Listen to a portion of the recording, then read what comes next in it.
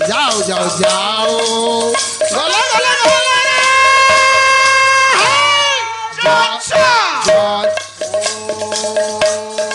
गुरु ब्रह्मा गुरु विष्णु गुरुदेव महेश्वर गुरु साक्षात परम ब्रह्म तस्मै श्री गुरवे नमः गणे नारायणे रुद्रादिके भास्करे तथागत नामे नामं कर्तव्यं पंचदेव नमस्ते संतागत पूजकस्थानं पूजनागं श्रेष्ठं विश्वधर्मगं सदर्शनगवर्ण स्वागं लक्ष्मीकान्तं कमलनयनं जगद्विधानं गम्यं विष्णुं भवभयहरं सर्वभूतैकनाथं सर्वोत्तमं गजेन्द्रवदनकलम्बोदरं सुन्दरं प्रत्यक्षमदगन्धर्वमधुव्याधुरं मनस्तरं संतागत विदरितादिरुद्रं सुन्दरे सभाकरं वन्दे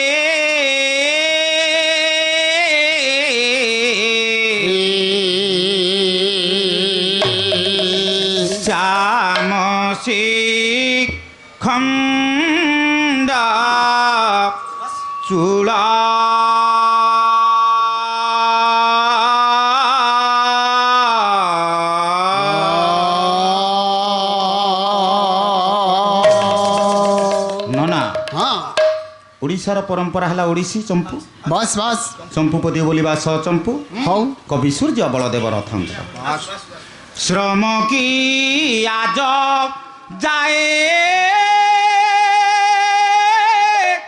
हेला सब फल हे श्याम से खंड चूला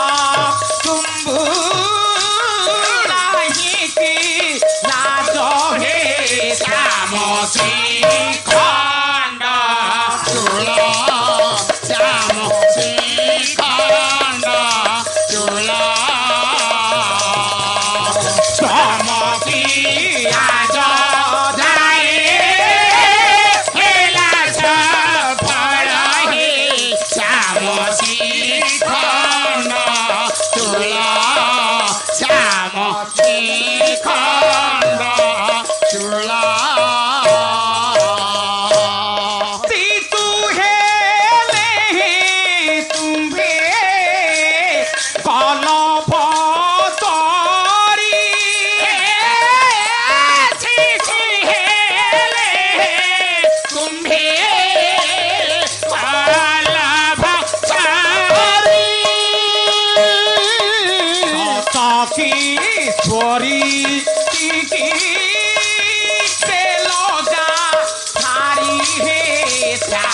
শ্রীখণ্ড চূল শ্রীখণ্ড চূল চমকি আজ যায় হেলা ফল হে শ্যাম শ্রীখণ্ড চূল শ্যাম শ্রীখণ্ড চূল তপথ চিতত পহটি ততে কথা ଅଛି ସତ କାହାଟି ଛାତେ শ্রীবালু কেশন রূপ রতিলে গীতে শ্যাম শ্রীখণ্ড চূল শ্যাম শ্রীখণ্ড চূল আজ যায় হেলা ফল হে শ্যাম শ্রীখণ্ড চূল শ্যাম শ্রীখণ্ড চূল চমকি আজ যায় হেলা ফল হে শ্যাম শ্রীখণ্ড চূল শ্যাম শ্রীখণ্ড চূল শ্যাম খণ্ড চূলা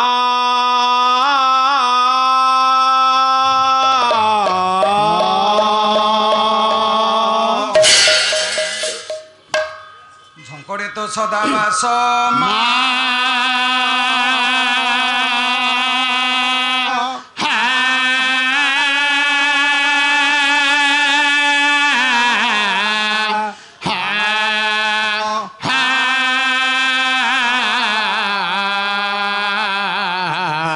বাহিনী সার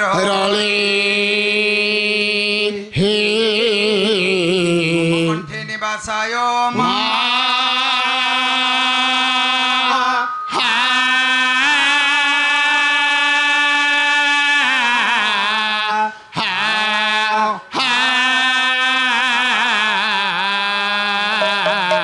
বাক্য দেবী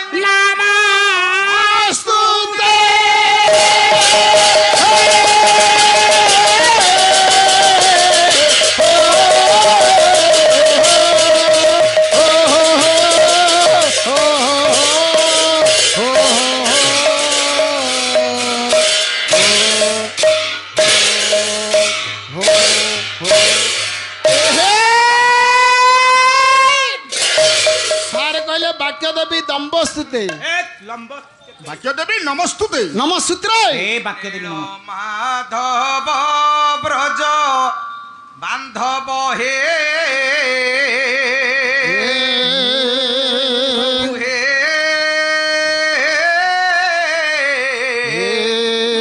লবে দয়া নাহি কি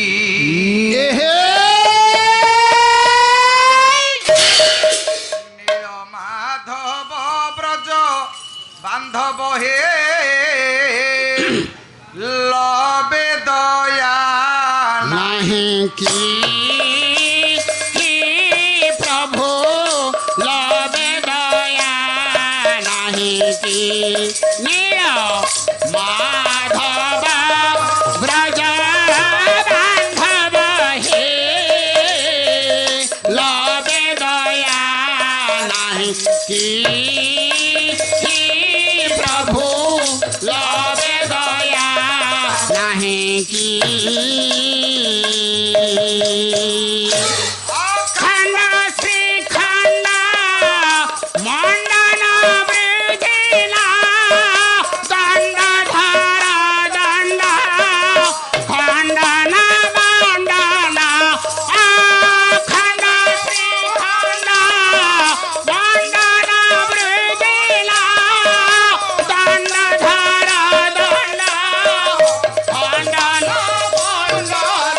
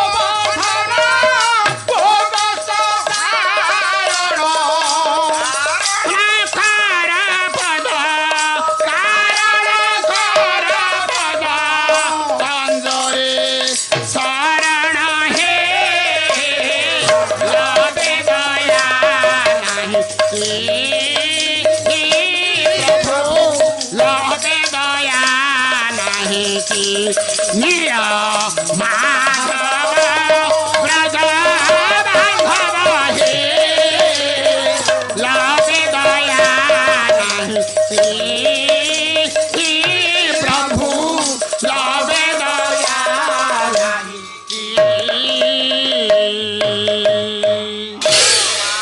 माधव ब्रज बांधव हे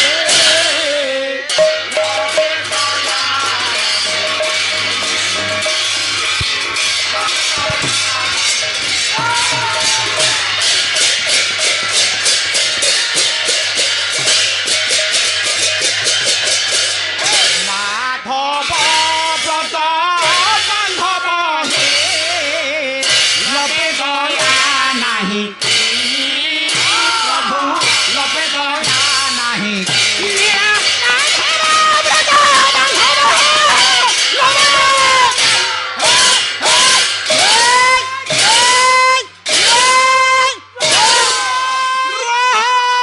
চুপ চুপ হে হে ସାର୍ ଆଇଲେଣି ସାର୍ ଆଇଲେଣି पार्टी करना ଲେଖିଲେ हाँ हाँ ପ୍ରଖର ଖର ପ୍ରଶ୍ୱାସମ୍ ପିତ୍ୱା ବିଷ୍ଣୁ ଫଣୀନ୍ଦ୍ର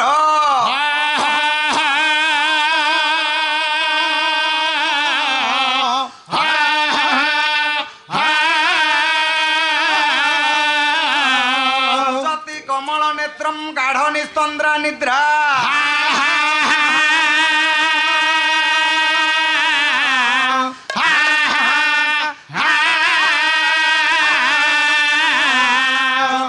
ଯଦ୍ୟପି ଶ୍ୱାସଂ ନିର୍ଗତାଶ୍ଚ ହରେର୍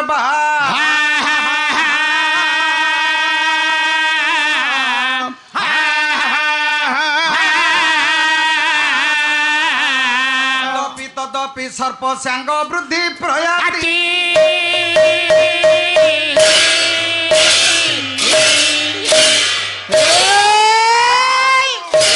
बुद्धि प्रयाति ପ୍ରୟାତି ବୁଦ୍ଧି ବୁଦ୍ଧି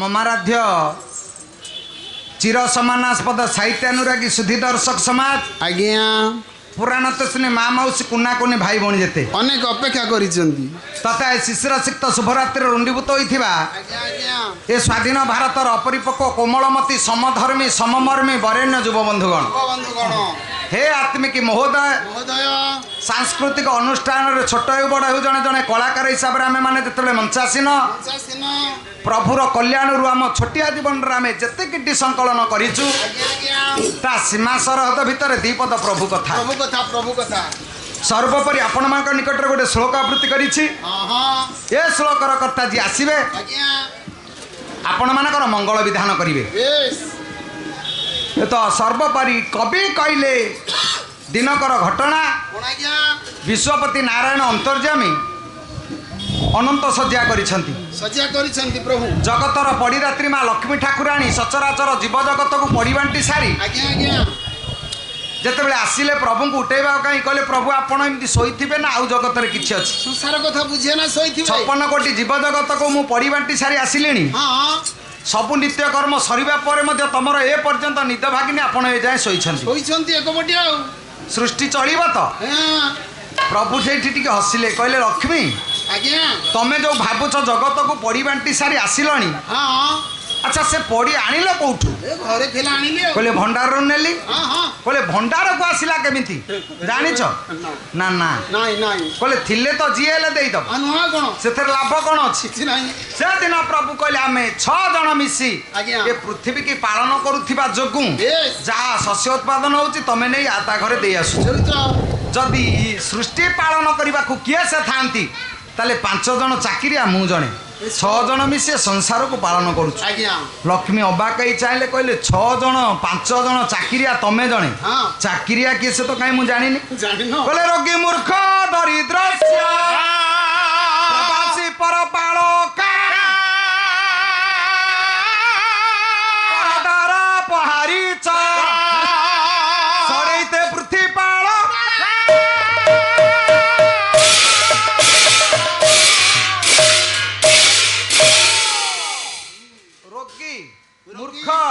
ଦରିଦ୍ର ଆଜ୍ଞା। ପ୍ରବାସୀ Yes। ପରପାଳକା ହଁ। ପରଦାର ଅପହାରିଛ ଆଜ୍ଞା। 6 ଜଣ 6 ଜଣ ଆମେ ଇଏ ଯୋଉ 6 ଜଣ ମିଶି ଆମେ ପୃଥିବୀ କି ପାଳନ କରୁଛୁ ଆଜ୍ଞା। ଯାହା ଶସ୍ୟ ଉତ୍ପାଦନ ହଉଛି ତମେ ନେଇ ଦେଇ ଆସୁଛ ଦେଇଛ।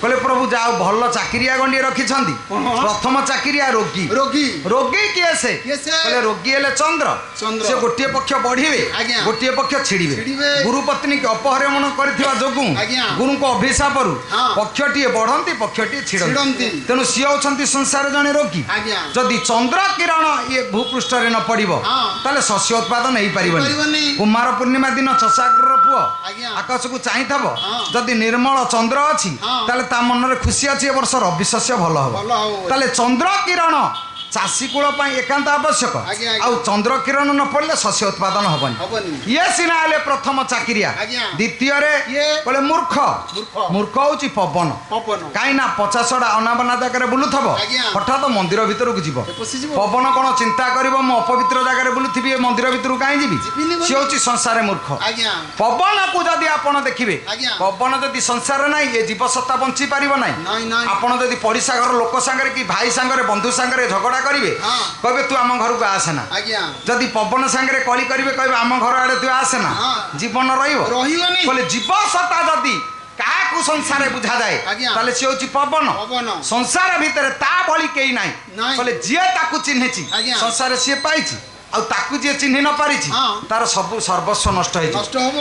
କହିଲେ ଯାଉଛି ବାର ଆସୁଛି ବାର ଯାଉଛି ବାର ଆସୁଛି ବାର ଯାଉଛି ବାର ଆସୁଛି ବାର ଯାଉଛି ବାର ଆସୁଛି ବାର ବାର ଭିତରେ ବ୍ରହ୍ମ ଏକାକ୍ଷର ବାର ଭିତରେ ବାରାଙ୍ଗୁଳ ଭିତରେ ଜୀବସତ୍ତା ଖେଳୁଛି ଆଜ୍ଞା। କହିଲେ ବାର ବାହାରେ ଆଉ କିଛି ନାହିଁ ନାହିଁ। ଜୀବନ ଦର୍ଶନ ଆମେ ଯଦି ଦେଖିବା ଆଜ୍ଞା। ଆମ ତିଆରିଟା ହଉଛି ବାର ବାର। ମଣିଷ ଜନ୍ମ ହେଲା ହଁ। 12 ଦିନ ପାଳନ ହବ ହଁ। ମଣିଷ ମରିବ ଆଜ୍ଞା। 12 ଦିନ ପାଳନ ହବ ଆଜ୍ଞା। ବୃନ୍ଦାବନ ହଉଛି 12 ହଁ। ମଣିଷର ପବନ ବହିବ 12 ବାର। ଘଣ୍ଟାରେ କଣ୍ଟା ହଉଛି 12 ହଁ। ଦିନ ହଉଛି 12 ଘଣ୍ଟା ଆଜ୍ଞା। ରାତି ହଉଛି 12 ଘଣ୍ଟା ହଁ। ମାସ ହେଲା 12 ଏ। ରାଶି ହେଲା 12 ହଁ। ଦ୍ୱାଦଶ ସୂର୍ଯ୍ୟ ହଁ। କହିଲେ ସବୁ 12 ସବୁ ତ ବାର। ମଣିଷର ଚାଖଣ୍ଡକ ଲମ୍ବା 12 ଆଙ୍ଗୁଳି ଆଜ୍ଞା। ମଣିଷର ପାଦର ଲମ୍ବା 12 ବାର ଆଙ୍ଗୁଳି। ଆଙ୍ଗୁଳି 12 ବାହାରେ ଆପଣ ଯେତେ କଥା କରନ୍ତୁ ନା କାହିଁକି ତା ବାହାରେ ଆଉ କିଛି ନାହିଁ ନାଇଁ, ନାଇଁ। ଯଦି ଆମକୁ କିଏ ପଚାରିବ ଆଜ୍ଞା। ଯେ ଭାଇ ପାଲା ଦେଖି ଆସିଲ ହଁ। କେତେଟା ପାଦରେ ଚାଲି ଆସିଲ ଆପଣ ହଠାତ୍ କହିଦେବେ ମୁଁ 2ଟା ପାଦରେ ଚାଲୁଛି ଦିପାଦରେ। ଆପଣ କଣ 2ଟା ପାଦରେ ଚାଲନ୍ତି ଆଉ? ଜମା ନୁହଁ କଣ ଦି ପାଦରେ? ଗତାନି ଗତ ପାଦାନି ଆଗତ ପାଦ ନ ଦୃଶ୍ୟତେ ଆଜ୍ଞା। ପାଦଟି ପଡ଼ିଛି ହଁ। ଏ ପାଦ ଉଠି ହଁ। ପାଦ ପଡ଼ିଲେ ଜାଣିବା ଆପଣ ମୁଁ ବଞ୍ଚିଲି ଏ ପାଦ ଉଠି ଆର ପାଦ ପଡ଼ିବ ବୋଲି ମାନେ କିଛି ଅଛି ନାଇଁ, ନାଇଁ। ତାହେଲେ ଆପଣ ଚାଲିଲେ କେତେଟା ପାଦରେ ଗୋଟାଏ ପାଦରେ ଚାଲନ୍ତି ଆଜ୍ଞା। 2ଟା ପାଦ ନୁହଁ ଗୋଟିଏ ପଡ଼ିଲେ ଗୋଟିଏ ଉଠିବ ଉଠିବ। ଯଦି 2ଟା ପାଦରେ ଚାଲିବେ ତାହେଲେ ଡେଇଁ ଡେଇଁ ଚାଲିବେ ବେଙ୍ଗ ଭଳିଆ ଆଜ୍ଞା। ଆପଣ କଣ ଡିଅନ୍ତି ନାଇଁ। ଆମେ ମାଣବସା ଗୁରୁବାରେ ଝୋଟି ପକାନ୍ତୁ ଆଜ୍ଞା। ମା ମାନେ ଯେତେବେଳେ ଦୁଆରେ ଝୋଟି ପକାନ୍ତି ହଁ। ଆପଣ ଦେଖିବେ ଯୋଡ଼ିଏ ଯୋଡ଼ିଏ ପାଦ ପକାନ୍ତି ପକଉଛନ୍ତି। ଯୋଡ଼ିଏ ପାଦ କାହିଁକି ପକାନ୍ତି ଲକ୍ଷ୍ମୀ କଣ ଆମ ଘରକୁ ଡେଇଁ ଡେଇଁ ପଶନ୍ତି ତାହେଲେ 2ଟା ପାଦ ପକେଇବାର କାରଣ କଣ ଆଜ୍ଞା? ସେ ତ ଗୋଟାଏ ପାଦ ପକେଇ ଯିବା କଥା ହଁ। ଏ 2ଟା ପାଦ ପଡୁଛି କାହିଁକି ଭୁଲ ହେଇଗଲା ଗୋଟେ ଗୋଟେ ପାଦ ପଡିବା କଥା ଆଜ୍ଞା। ନାଇଁ ଆଜ୍ଞା ଆଉ? ଲକ୍ଷ୍ମୀ ଯେତେବେଳେ ଘରକୁ ଆସନ୍ତି ହଁ। ବାଁ ପାଦ ପକେଇ ଆସନ୍ତି ଆଜ୍ଞା। ଆଉ ଲକ୍ଷ୍ମୀ ଯେତେବେଳେ ଘରୁ ଯିବେ ହଁ। ଡାହାଣ ପାଦ ପକେଇ ଯିବେ ଆଜ୍ଞା। ପୁଅ ବାହା ହେଲା ହଁ। ଦୁଆର ମୁହଁରେ ଆସି ବରକନ୍ୟା ପହଞ୍ଚିଲେ ଆଜ୍ଞା। ଆମ ପୁଅ ହଁ। ଆମ ଘରକୁ ଆଗେ ଯାଇପାରିବନି ଯଦି ବା ଯିବ ହଁ। ତା ମା ଠେଲି ଦେଇ ପଛକୁ ଫେଲିଦବ ହଁ। ବାଳୁଙ୍ଗା ଛୁଆ ରହ ମୂର୍ଖ ପିଲା ଏଇ। ତୁ କଣ ଆଗକୁ ଆସୁଛୁ ହଁ। ମୋ ମା ଲକ୍ଷ୍ମୀ ସାନ୍ତାଣୀ ଆଗେ ଘରକୁ ଆସିବ ଲକ୍ଷ୍ମୀ ଆସିବେ। ବୋହୁ ପାଖରେ ଛିଡା ହେଇ ଆଜ୍ଞା। ମା ହଁ। ଏ ଘରର ଇଜ୍ଜତ ତୁ ତୁ। କୁଳବଧୁ Yes. ଆର୍ଯ୍ୟାବର୍ତ୍ତର ସଂସ୍କୃତି ପରମ୍ପରା ତୁ ହଁ। ଆଗେ ଟିକେ ବାଁ ପାଦ ପକେଇ ଘରକୁ ପଶିଲୁ ପଶେ। ମା ଲକ୍ଷ୍ମୀ ଠାକୁରାଣୀ ବାଁ ପାଦ ପକେଇ ଆଜ୍ଞା। ଘର ଭିତରକୁ ଯିବେ ଯିବେ। ସେଇଥିପାଇଁ ଆପଣ ଲକ୍ଷ୍ମୀ ପାଦ କାହିଁକି 2ଟା ପକାନ୍ତି ନା ଆମ ଘରକୁ ଲକ୍ଷ୍ମୀ ଗଲା ବେଳେ ଆଜ୍ଞା। ବାଁ ପାଦ ପକେଇ ଯିବେ ହଁ। ଏଇଠି ବିଶ୍ରାମ ନେବେ ଠିକ୍। ବାଁ ପାଦ ପକେଇବେ ହଁ। ଡାହାଣ ପାଦ ବିଶ୍ରାମ ନେବେ ଆଜ୍ଞା। ଜମା ଡାହାଣ ପାଦ ଆଗକୁ ଯିବ ନାହିଁ।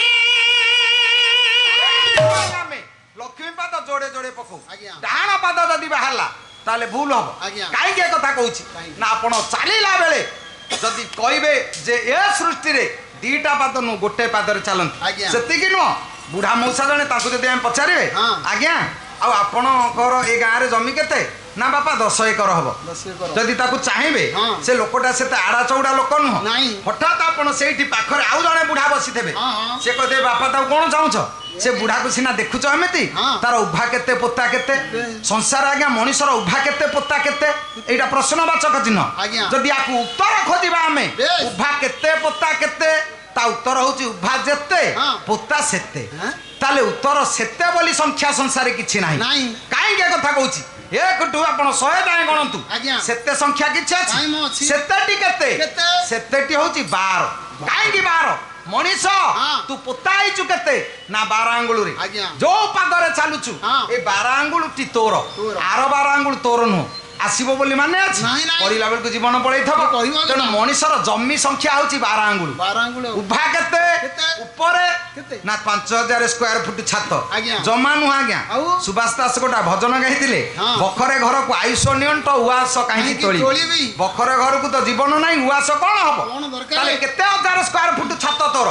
5000 ସ୍କୋୟାର ଫୁଟ ନୁହଁ, ଆଉ? ମାତ୍ର 12। 12। ଯୋଉ 12 ଆଙ୍ଗୁଳ ପବନ ଆସୁଛି ହଁ। ସେଇ ତକ ତୋର। ତୋର। ଯିଏ ଯାଇଛି ସିଏ ତୋର ନୁହେଁ। ଅଟୋ ପଛପଟେ ଆପଣ ଦେଖିବେ ଲେଖା ହେଇଥିବ, ଫେରିଲେ ମୁଁ ଆପଣଙ୍କର। ଲେଖାଇଛି। ନ ଫେରିବା ଯାଏ ଗ୍ୟାରେଣ୍ଟି କିଛି ନାହିଁ। ନାହିଁ, ନାହିଁ। ତାହେଲେ ଯୋଉ 12 ଆଙ୍ଗୁଳ ଆସୁଛି ସେଇ ତକ ସିନା ତୋର। ହଁ। ଯିଏ ଯାଇଛି ସେ ଫେରିବ ବୋଲି ମାନେ କିଛି ଅଛି? ମାନେ ନାହିଁ। ତାହେଲେ ତା ପ୍ରତି ଏତେ ଶ୍ରଦ୍ଧା କାହିଁକି? ସିଏ ନୁହଁ। ବାବୁ ପିତ ବାସ ନିଶ୍ୱାସକୁ ନାହିଁ।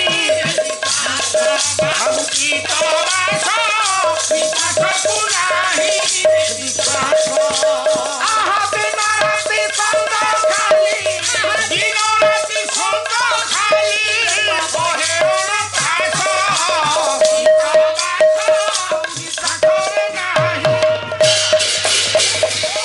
ଭିତରେ ଖେଳିବୁ।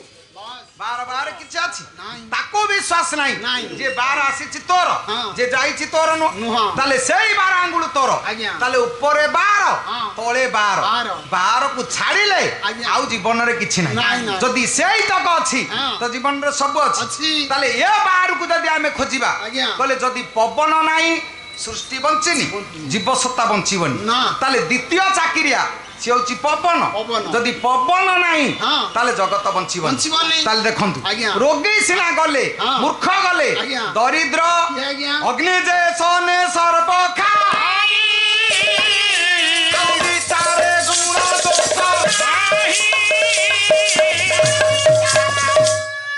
ଓଡ଼ିଆ ଭାଗବତ ଜଗନ୍ନାଥ ଦାସ ଆଜ୍ଞା। ଓଡ଼ିଆ ସଂସ୍କୃତିର ହଁ। ପରମ୍ପରା। ଆଜ୍ଞା। କାହିଁକି ଏ କଥା କହୁଛି? ଆଜି ସଂସ୍କୃତି ଯେତେ ଆଗକୁ ଯାଉ, ଆଜ୍ଞା। ଚନ୍ଦ୍ର ପୃଷ୍ଠରେ ଯାନ ପହଞ୍ଚିଲାଣି, ଆଜ୍ଞା। ଜାଗା କିଣିବା, ହଁ। ଘର କରିବା, ହଁ। ଯାହା କରିବା, କରିବା। ବିଜ୍ଞାନ ଯେତେ ଅଗ୍ରଗତି କରୁ, ଆଜ୍ଞା। ଯଦି ଅତୀତ ନାହିଁ ବର୍ତ୍ତମାନ ଭବିଷ୍ୟତ ପାଇଁ ଆଶା ବାନ୍ଧିବା ମୂର୍ଖାମୀ। ମୂର୍ଖାମୀ। ଆମ ଅତୀତ ହଉଛି ଆମ ପରମ୍ପରା। ଆଜ୍ଞା। କାହିଁକି ଏ କଥା କହୁଛି ନା ଓଡ଼ିଆ ଭାଗବତ ଅତି ବଡ଼ି ଜଗନ୍ନାଥ ଦାସ ଆଜ୍ଞା। କହିଲେ ଭାଗବତ ଘରେ ଯଦି ପଢା ହଉନି ହଁ। ତାହେଲେ ସୃଷ୍ଟିରେ କିଛି ନାହିଁ। ନାହିଁ। 7 ଜଣଙ୍କ ପାଇଁ ଆଜ୍ଞା ଧର୍ମ ବଞ୍ଚେ। 7 ଜଣ? ଯଦି ସେ 7 ଜଣ ନାହାନ୍ତି ଆଜ୍ଞା। ଏ ସଂସାର ରହିବନି। ବୁଝିବା, କିନ୍ତୁ ବୁଝିବା। ଯାହା ପାଇଁ ଧର୍ମ ବଞ୍ଚେ ଆଜ୍ଞା। ସେ 7 ଜଣ ଆଜିକାଲି ଅବହେଳିତ ଅବସ୍ଥାରେ ଅଛନ୍ତି। ଆଜ୍ଞା। ଆପଣ ମାନଙ୍କର କପିଳ ମୀମାଂସା, ବାସ୍। କପିଳ ଋଷି କହିଲେ ଆଜ୍ଞା। ସେ 7 କିଏ ସେ? କିଏ ସେ? ଯାହା ପାଇଁ ଧର୍ମ ବଞ୍ଚୁଛି। କିଏ? କହିଲେ ଗୋଭି ବେदैଶ୍ଚ ବିପ୍ରେଶ୍ଚ ସତୀଭି ସତ୍ୟବାଦୀଭି ଅନୁଦ୍ଧ ଦାନଶୀଳଶ୍ଚ ସପ୍ତ ଧାରୟତେ ମାହି।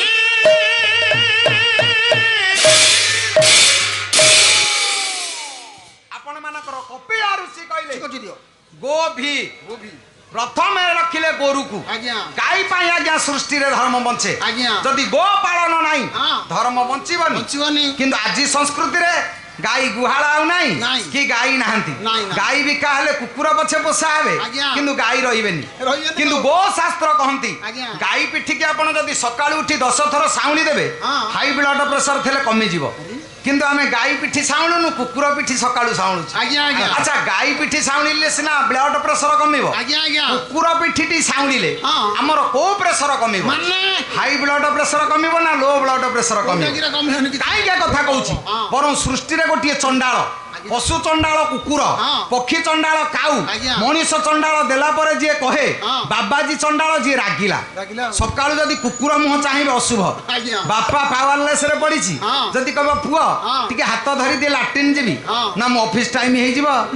କିନ୍ତୁ ମର୍ଣ୍ଣିଂ ୱାର୍କ କରିବାକୁ ଷ୍ଟିଲ ଚେନ୍ ଲାଗିଥିବ 4ଟା ରାତିରୁ, ଆଜ୍ଞା। ଇଏ ଯିବ ମର୍ଣ୍ଣିଂ ୱାର୍କ କରି କୁକୁରକୁ ନେଇ। ଆଜ୍ଞା। ବାପା ପାଦ ଛୁଇଁବନି, ହଁ। ବାପା ମୁହଁ ଦେଖିବନି। ଆଜ୍ଞା। କିନ୍ତୁ କୁକୁରକୁ ପାଳନ କରିବା ଆଜି ଯୁଗର ସଉକି ଆଜ୍ଞା। ଲାଭ କ'ଣ ଅଛି? କିଛି ନାହିଁ। ପକ୍ଷୀ ଚଣ୍ଡାଳ କାଉ ଆଜ୍ଞା। ତାକୁ ଦେଖିଲେ ହଁ। ଅଶୁଭ। ଆଜ୍ଞା। ମଣିଷ ଚଣ୍ଡାଳ ହଁ। ଦେଲା ପରେ ଯିଏ କହେ କହେ। ଗାଁରେ ମନ୍ଦିର ହେଲା, ଆଜ୍ଞା। ଅନୁଷ୍ଠାନ ତିଆରି ସରିଲା, ହଁ। ମନ୍ଦିର ଯୋଉଦିନ ପୂର୍ଣ୍ଣାଙ୍ଗ ହବ, ଆଜ୍ଞା। ଗାଁରେ ଯିଏ ଅଧିକା ଚାନ୍ଦା ଦେଇଥବ ହଁ। ଗୋଟେ ମାର୍ବଲ ପ୍ଲେଟ ଲେଖା ହେଇଥବ, ଆଜ୍ଞା। ମୁଁ ଶ୍ରୀ ଅମକ, ହଁ। ସ୍ତ୍ରୀ ଅମକ, ହଁ। ପୁତ୍ର ଅମକ, ହଁ। ପୁତ୍ରବଧୂ ଅମକ, ହଁ। ନାତି ଅମକ, ହଁ। ମନ୍ଦିରକୁ ଅନୁଦାନ 5 ଲକ୍ଷ ଟଙ୍କା। ଆଜ୍ଞା ସବୁ ଆଜ୍ଞା ଶେଷ। ସେତିକିରେ ଗଲାରେ ଯଦି ମନ୍ଦିରକୁ ଦେଇ ମଣିଷ କହେ ହଁ। ମୁଁ ଦେଇଛି, ହଁ। ତାହେଲେ ଜଗତରେ ସିଏ ହଉଛି ଚଣ୍ଡାଳ। ଚଣ୍ଡାଳ। ଯିଏ ଦେଇକିରି କହେ। ଆଜ୍ଞା। ଇନ୍ଦ୍ରଦ୍ୟୁମ୍ନ ରାଜା ଗୁଣ୍ଡୁଚି ମହାରାଣୀ ଆଜି ନାହାନ୍ତି, ଆଜ୍ଞା। ବଡ ଦେଉଳ ତିଆରି ହେଲା। ହଁ। ପ୍ରଭୁ ଯେତେବେଳେ କହିଲେ କଣ ଚାହୁଁଛ ରାଜା, ନା ଏ ବଂଶରେ ଉତ୍ତରାଧିକାରୀ କେହି ନ ରହନ୍ତୁ।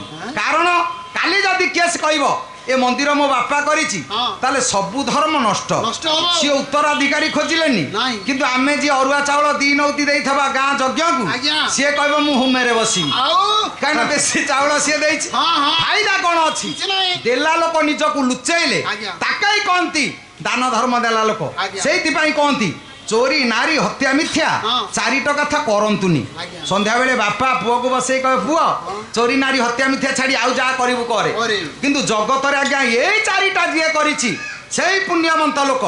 ଆପଣ ଚୋରି କରନ୍ତୁ, ହଁ। ନାରୀ କରନ୍ତୁ, ହଁ। ହତ୍ୟା କରନ୍ତୁ, ହଁ। ମିଛ କହନ୍ତୁ, ତାହେଲେ ଯୋଉ 4 କରିବେନି 4 କରିବେ। ଆଜ୍ଞା। ଚୋରି କ'ଣ କରିବେ କ'ଣ? ନା ଧର୍ମ ଚୋରି କରନ୍ତୁ। ଧର୍ମ କଲା ବେଳେ କାହାକୁ କହନ୍ତୁନି ହଁ। କି ଆପଣଙ୍କୁ କେହି ନ ଜାଣନ୍ତୁ। ଆଜ୍ଞା। ଯେ ଲୁଚି ଛପି ଧର୍ମ କରିଛି ତାକେଇ କହନ୍ତି ପ୍ରକୃତରେ ଧାର୍ମିକ। ଆଜ୍ଞା। ନାରୀ ନାରୀ ନାରୀ ନାରୀ ହଁ ଯିଏ ପବନ ସାଙ୍ଗରେ ମିଶିଛି, ବେଶ ଶତ୍ରୁ ପବନରେ କେହି ନାହିଁ। ନାହିଁ। ପବନ ସାଙ୍ଗରେ ଯିଏ ମିଶିଛି ସେଇ ହଉଛି ଜଗତରେ ଭାଗ୍ୟବାନ। ଆଜ୍ଞା। ହତ୍ୟା ହତ୍ୟା। ଜୀବ ହତ୍ୟା କରନ୍ତୁନି। ହତ୍ୟା। ଜୀବ ହତ୍ୟା କଲେ ତ ପାପ। ଆଜ୍ଞା। ଷଡ଼ରିପୁକୁ ଯିଏ ହତ୍ୟା କରିଛି, ବେଶ। କାମ କ୍ରୋଧ ଲୋଭ ମୋହ ମଦ ମଦ ମାତ୍ସର୍ଯ୍ୟ, ମାତ୍ସର୍ଯ୍ୟ। ଜଗତରେ ସେଇ ଶ୍ରେଷ୍ଠ ପ୍ରାଣୀ। ଆଜ୍ଞା। ସେତିକି ନୁହଁ, ମିଛ ମିଛ। ଜନଜଗତ ବଞ୍ଚିବା ପାଇଁ ହଁ। ଜୀବନରେ ଯଦି ମିଛ ପଦେ କହନ୍ତି, ଆଜ୍ଞା। ତାହେଲେ ସେଥିରେ ପାପ ନାହିଁ, ନାହିଁ। ତ ସେଥିରେ ପୁଣ୍ୟ। ଆଜ୍ଞା। କାହିଁକି ଏ କଥା କହୁଛି ନା ଏ ଯୋଉ 4 ଚଣ୍ଡାଳ, ଆଜ୍ଞା। କୁକୁର ପଶୁ ଚଣ୍ଡାଳ, ହଁ। ପକ୍ଷୀ ଚଣ୍ଡାଳ କାଉ, ହଁ। ଦେଲା ପରେ ଯିଏ କହିବ ସିଏ ହଉଛି ମଣିଷ ଚଣ୍ଡାଳ। ଆଜ୍ଞା। ଆଉ ଯୋଉ ବାବାଜୀ ରାଗିଲା ହଁ। ଜଗତରେ ତ ସେଇ ଚଣ୍ଡାଳ। ସେଇରେ ତ। ଏଇଥିପାଇଁ ଛଡିଆ କଥା ପଡି ଯାଉଛି।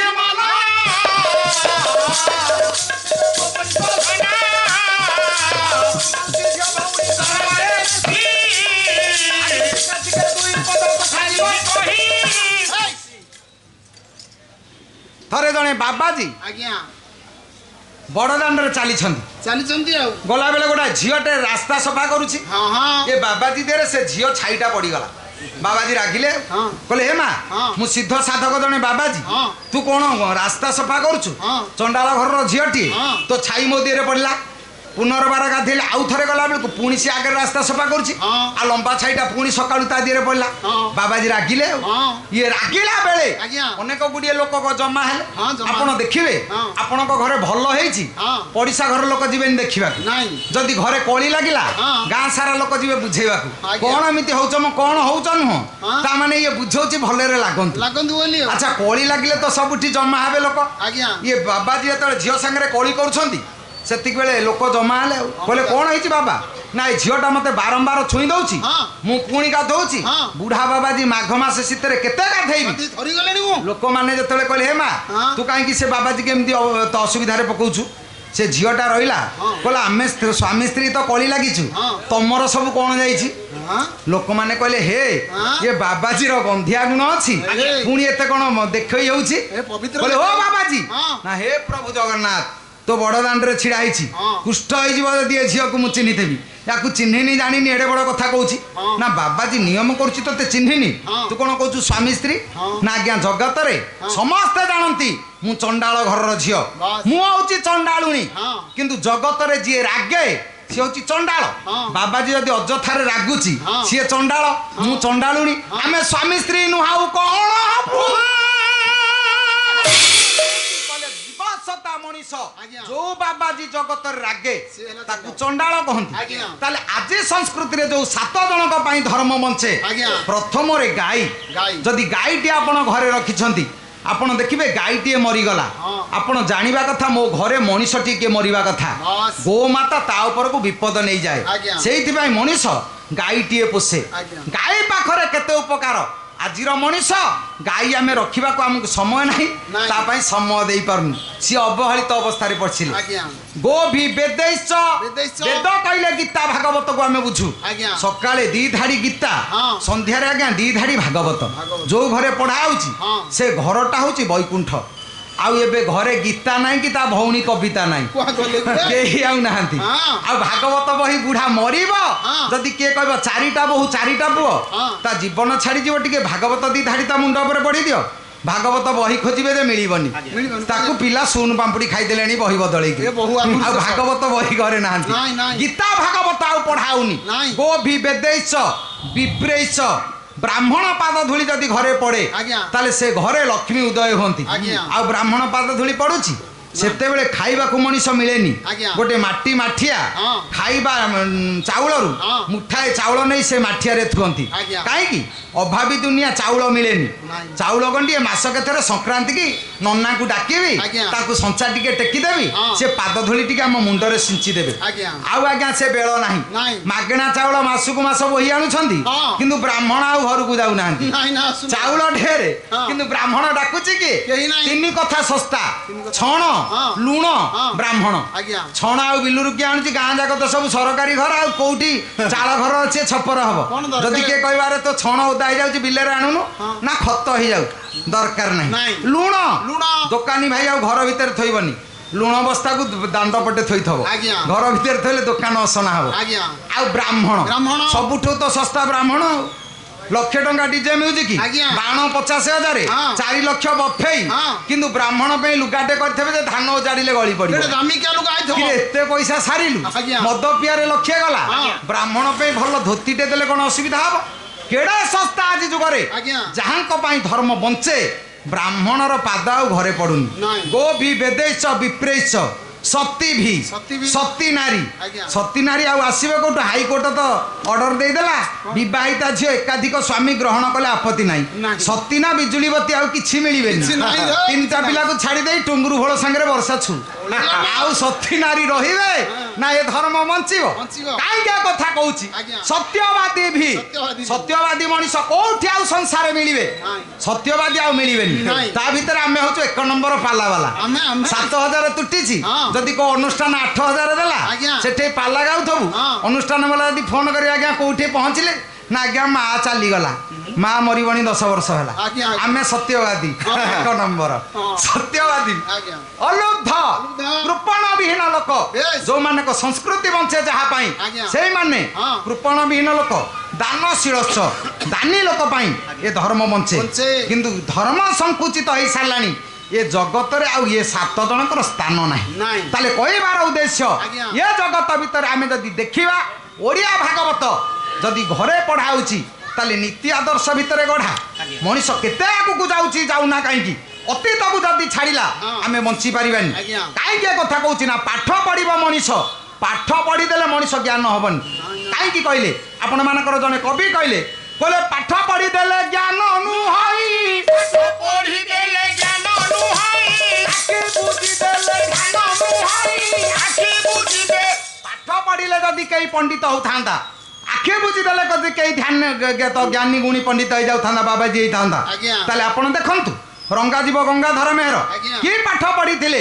5ମ ଶ୍ରେଣୀ ଯୋଗ୍ୟତା ଆଜ୍ଞା। ଆଜିର MA କୋର୍ସ କି ପାଠ ପଢିଥିଲା ସେଦିନର ଶିଳ୍ପୀ ଗଢିଛି କୋଣାର୍କ ମନ୍ଦିର ଆଜ୍ଞା। ଗଢିଛି ବଡ ଦେଉଳ ହଁ। ଆଜିର ଶିକ୍ଷିତ ମଣିଷ ଦ୍ୱିତୀୟ କୋଣାର୍କ ମନ୍ଦିର କରୁ ହବନି। ଦ୍ୱିତୀୟ ହାଉଡା ବ୍ରିଜ କରୁ ପାରିବନି। ଦ୍ୱିତୀୟ ବଡ ଦେଉଳ କରୁ ପାରିବନି। ସେଦିନର ମୂର୍ଖ ମଣିଷ ବଡ ଆଜ୍ଞା। ନା ଆଜିର ପଣ୍ଡିତ ବଡ କାହିଁକି ଏ କଥା କହୁଛି ପାଠ ପଢା ଭିତରେ ନୈତିକତା ବଞ୍ଚେନି ନାଇଁ। ପାଠ ପଢିଦେଲେ ଯେ କିଏ ଜ୍ଞାନୀ ହଁ। ତାକୁ ଆପଣ କହିବେନି କାହିଁକି ନା କ୍ୟାରିୟର ଗଠନ କରନ୍ତୁ କ୍ୟାରେକ୍ଟର କ୍ୟାରିୟର ତ ସହଜ ଆଜ୍ଞା। କଣ ନା ଡବଲ MA ହଁ। କିନ୍ତୁ କ୍ୟାରେକ୍ଟରଲେସ୍ ହଁ। ଫାଇଦା କିଛି ନାହିଁ ନାଇଁ। ପାଠ ସହିତ ଚରିତ୍ର ଗଠନର ସାମଞ୍ଜସ୍ୟ କିଛି ନଥାଏ ନାଇଁ, ନାଇଁ। ଯୋଉଠି ଚରିତ୍ର ସ୍ଖଳନ ହେଇଯାଏ ଆଜ୍ଞା। ସେଠି ଆପଣ 1000 ପାଠ ପଢିଥାନ୍ତୁ ଲାଭ କିଛି ଅଛି କିଛି ଲାଭ ନାହିଁ। ଜୀବନରେ ହଁ। ପାଠ ପଢିବା ଅପେକ୍ଷା ଚରିତ୍ର ଗଠନ ଏକାନ୍ତ ଆବଶ୍ୟକ ଆଜ୍ଞା। ଯୋଡ଼ିଏ ମାକୁ ଆପଣ ଦେଖନ୍ତୁ ରାମାୟଣର ଗୋଟାଏ ମା ମହାଭାରତରେ ଗୋଟାଏ ମା ରାମାୟଣର କୈକେୟୀ ମହାଭାରତର ଗାନ୍ଧାରୀ ଆଜ୍ଞା। ଯୋଡ଼ିଏ ମା ଭିତରେ ଫରକ ଏତିକି ଗୋଟିଏ ମା ନା ସୃଷ୍ଟିରୁ ହଜିଗଲା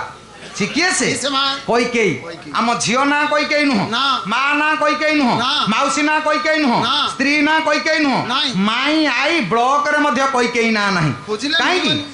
ନା ସେଇଟା ଗୋଟେ ଜଗତରେ ହଁ। ଏମିତି କୁମାତା ହଁ। ଯିଏ ରାମ ଭଳିଆ ପୁଅକୁ ଜଙ୍ଗଲକୁ ପଠେଇଲା ହଁ। ସେ ମା ସଂସାରରେ ଦରକାର ନାହିଁ ସେ ମା ରହିବା ଦରକାର କିନ୍ତୁ ନାହିଁ। ମା ଭଳି ମା ହଉଛି କୈକେୟୀ ସଂସାରେ କୈକେୟୀ ଭଳି ମା ହୁଅନ୍ତୁ ଆଜ୍ଞା। ରାମ ରାଜ୍ୟ ତିଆରି ହବ ରାମ ଭଳିଆ ପୁଅ ସୃଷ୍ଟି ହବ Yes. ଆଉ ଯଦି ଗାନ୍ଧାରୀ ଭଳି ମା ହେବେ ତାହେଲେ ସଂସାର ନଷ୍ଟ ହେଇଯିବ ଗାନ୍ଧାରୀ ପିଲାର ମନ କଥା ବୁଝିଲା ପିଲାକୁ ଅବାଟକୁ ନେଇଗଲା ନା ଆଉ ଜୀବନରେ ହଁ। ସବୁ ଇଚ୍ଛା ଯୋଉ ମା ପୂରଣ କରେ ପିଲାର ଆଜ୍ଞା। ଯିଏ ତାଡ଼ନା ଦେଇନି ହଁ। ଲାଳନ କରି କରି ଯାଇଛି ଆଜ୍ଞା। ସେ ପିଲାକୁ ତିଆରି କରିପାରିବନି ହଁ। ପିଲା ମାଗୁଛି କୁରକୁରି ଖାଇବ ହଁ। ବାପା ଯଦି କହିବେ ଛି କୃମି ହବ ହଁ। ମା କହିବ ଏ ଅଣ୍ଡିରାର ପଇସା ସରିଯାଉଛି 5ଟା ଟଙ୍କା ମୋ ପିଲାକୁ ଦେଲାନି ହେ ଗୋଟେ ବୋଲି ଅଣ୍ଡିରି ପିଲା ଆଉ? ଖାଇଲା ହଁ, ଖାଇଲା। କୁରକୁରି ଖା ହଁ। ଅଣ୍ଡା ଚପ ଖା ହଁ, ଖା। ରୋଲ ଖା ହଁ। ପକୋଡା ଖା ହଁ। ବୁଲେଟ ନେଇ କଲେଜକୁ ଯା ହଁ। ବଡ ମୋବାଇଲ ଧରେ ହଁ। ସବୁ କଥା କଲା ପରେ ଆଜ୍ଞା। 22 ବର୍ଷର ପୁଅ ହଁ। ରାତି 12ଟାରେ କଲିଙ୍ଗ ବେଲ ଆସି ମାରିଲା ଆଜ୍ଞା ମା ଗ୍ରିଲ ଫିଟେଇଲାକୁ 2 ଜଣ ଛିଡା ହେଇଛନ୍ତି ଇଏ ଭାବିଲା ଶୋଇଥିଲି ବୋଧେ ଆଖି ଲାଖି ଯାଇଛି ହଁ। ଆଖି ସଫା କରି ଚାହିଁଲା ବେଳକୁ ସତେ 2 ଜଣ ହଁ। ପଚାରିଲା ପୁଅ ସିଏ କିଏ କିରେ ନା ତୋ ବୋହୁ ହଁ। ଆଉ ବନ୍ଦେଇକି ଘରକୁ ନବୁ ଆଉ ଯିବୁ କୁଆଡେ କିରେ ପିଲାଦିନୁ ଯଦି ତା ମନ କଥା ତୁ ବୁଝିଲୁ ଯାହା ମାଗିଲା ଦେଲୁ ତାର ଭୟ ରହିଲାନି ସିଏ ବୋହୁ ସାଙ୍ଗରେ ଧରି ଆସିଲା ଆଜ୍ଞା। ଯଦି ଜୀବନରେ ପିଲାଦିନୁ 5 ଟଙ୍କାର କୁରକୁରି ବେଳୁ ତାକୁ ଚାପୁଡାଟେ ଦେଇଥାନ୍ତୁ ହଁ। ଗୋଟେ ଗୀତ ବାହାରି ନଥିଲା ବୋଉ ମାରିବ ବୋଉ ମାରିବ ବୋଉ ମାରିବ ହଁ, ଆସିଥିଲା। ସେମିତି ବୋହୁ ଆଣିଲା ବେଳେ ସେ ଭାବିଥାନ୍ତା ହଁ, ବୋହୂ ମୋ ବୋହୁ ମାରିବ ହଁ, ନେବି। ସିଏ ଆଣି ନଥାନ୍ତା ଠିକ୍ ତ। କିନ୍ତୁ ଆଜିର ଗାନ୍ଧାରୀ ମା ଆମେ ପିଲାକୁ ଅବାଟକୁ ନଉ ବାଟକୁ ନଉନୁ ଆଜ୍ଞା। କିନ୍ତୁ ସଜାଡ଼ିଛି ଯୋଉ ମା ସିଏ କିଏ ଆପଣ ମାନଙ୍କର କୈକେୟୀ କୈକେୟୀ। କବି ସମ୍ରାଟ ଭଞ୍ଜ ବୈଦେହୀଶ ବିଳାସ ଭାଷା ଜଗତର ଜଣେ ଆଲୋକପାତ୍ୟ ସ୍ତମ୍ଭ ଆଜ୍ଞା। ଗୋଟାଏ ପଦ ଛାନ୍ଦ ଆପଣ ମାନଙ୍କୁ ଶୁଣେଇ ଦଉଛି କହିଲେ ବସି ବସିଠ ଜାବାଳି ବାମ ଦେବ କଶ୍ୟପ ସୁମନ୍ତ୍ର ଘେନି କଶ୍ୟପ ସୁମନ୍ତ୍ର ଘେନି ଆରେ ଭୋଲେ କଶ୍ୟପ ସୁମନ୍ତ୍ର ଘେନି ବୋଲେ ଦଶରଥ ମୋର ମନୋରଥ ଭୋଲେ ଦଶରଥ ମୋର ମନୋରଥ ବୋଲେ ଦଶରଥ ମୋର ମନୋରଥ ଭୋଲେ ଦଶରଥ ମୋର ମନୋରଥ ଜୟ ବିରାଜ ଧାନୀ ହେବିର ତୁମରେ ଇନ୍ଦ୍ର ବୀର ତୁମରେ ଇନ୍ଦ୍ର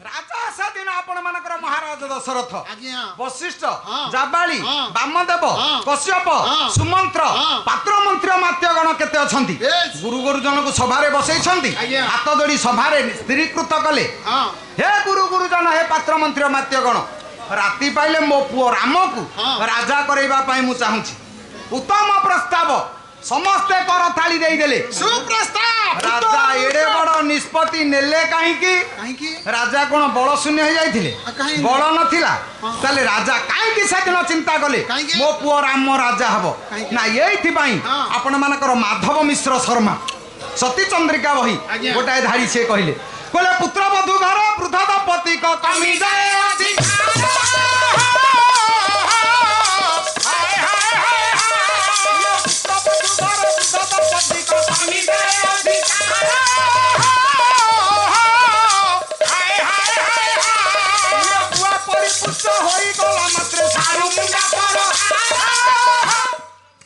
ସିଏ କହିଲେ ପୁଅ ବାହା ହେଲା ପରେ ଆଜ୍ଞା ବୁଢା ବାପା ମାଙ୍କର ଅଧିକାର ଘରେ ଆଜ୍ଞା କମିଯାଏ କମିଯାଏ ଘରେ ଆପଣ ବାପା ମା ମଜବୁତ ଅଛନ୍ତି ହଁ। ପୁଅ ବାହା ହେଲା ଆଜ୍ଞା। ପୁଅ ବାହାଘର ପରେ ହଁ। ଆପଣ ବାଧ୍ୟ ହେବେ ନିଜ ଅଧିକାରକୁ ପୁଅ ହାତରେ ଦେଇଦେବେ ଯୋଉ ଘରେ ବାପା ପୁଅ ବାହା ହେଲା ପରେ ନିଜ ହାତରେ ରଖେ ଚାବି ସେ ଘରେ ସବୁଦିନ କଳି ଆଜ୍ଞା କାହିଁକି ନା ପୁଅ ବାହା ହେଲା ପରେ ବାପା ନିଜର ଅଧିକାରକୁ ସାବ୍ୟସ୍ତ କରିଦେବ ପୁଅ ହାତରେ ପୁଅ ଘର ତତେ ଲାଗିଲା ମୁଁ ଗଣ୍ଡେ ଖାଇବି ବଞ୍ଚିବି ମୋର କଣ ହବ ତୋ ଧନ ତୋର ମାଲୋ ଯେତେ ମା ଫାଲା ଦେଖୁଛ ଆଜ୍ଞା। ବୋହୁ ଘରକୁ ଆସିଲା ପରେ ହଁ। ତମେ ଆଉ ରୋଷେଇ ଘର ଦାୟିତ୍ୱରେ ରହିବନି ନାଇଁ, ନାଇଁ। ମା ହଁ। ଏ ଘର ତୋର ହଁ। ଚାବି ନିଏ ହଁ। ମୁଁ ମୁଠେ ଖାଇବି ମରିବି ବୁଢୀ ଲୋକ ମୋର କଣ ହବ ସେ ଘର ଶୃଙ୍ଖଳିତ ଆଜ୍ଞା। ରାଜା ଚିନ୍ତା କଲେ ହଁ। ମୋ ପୁଅ ବାହା ହେଲାଣି ହଁ। ମୁଁ ଆଉ ରାଜା ହେବି ଭଲ ନୁହଁ ଏଇଟା ଭଲ ହବନି ତାର ମାନ ନଷ୍ଟ ହବ ଆଜ୍ଞା। ତେଣୁ ସେଇଠି ରାଜା ଚିନ୍ତା କଲେ ମୋ ପୁଅ ତ ବାହା ହେଇସାରିଲାଣି ମୋ ପୁଅକୁ ରାଜ୍ୟରେ ରାଜା କରିବି କରେଇଦେବି ଆଉ। ସମସ୍ତେ ସିନା ପ୍ରସ୍ତାବ ଦେଲେ ଆଜ୍ଞା। ଏଡେ ସୁନ୍ଦର ପ୍ରସ୍ତାବ ଦେବେ କାହାକୁ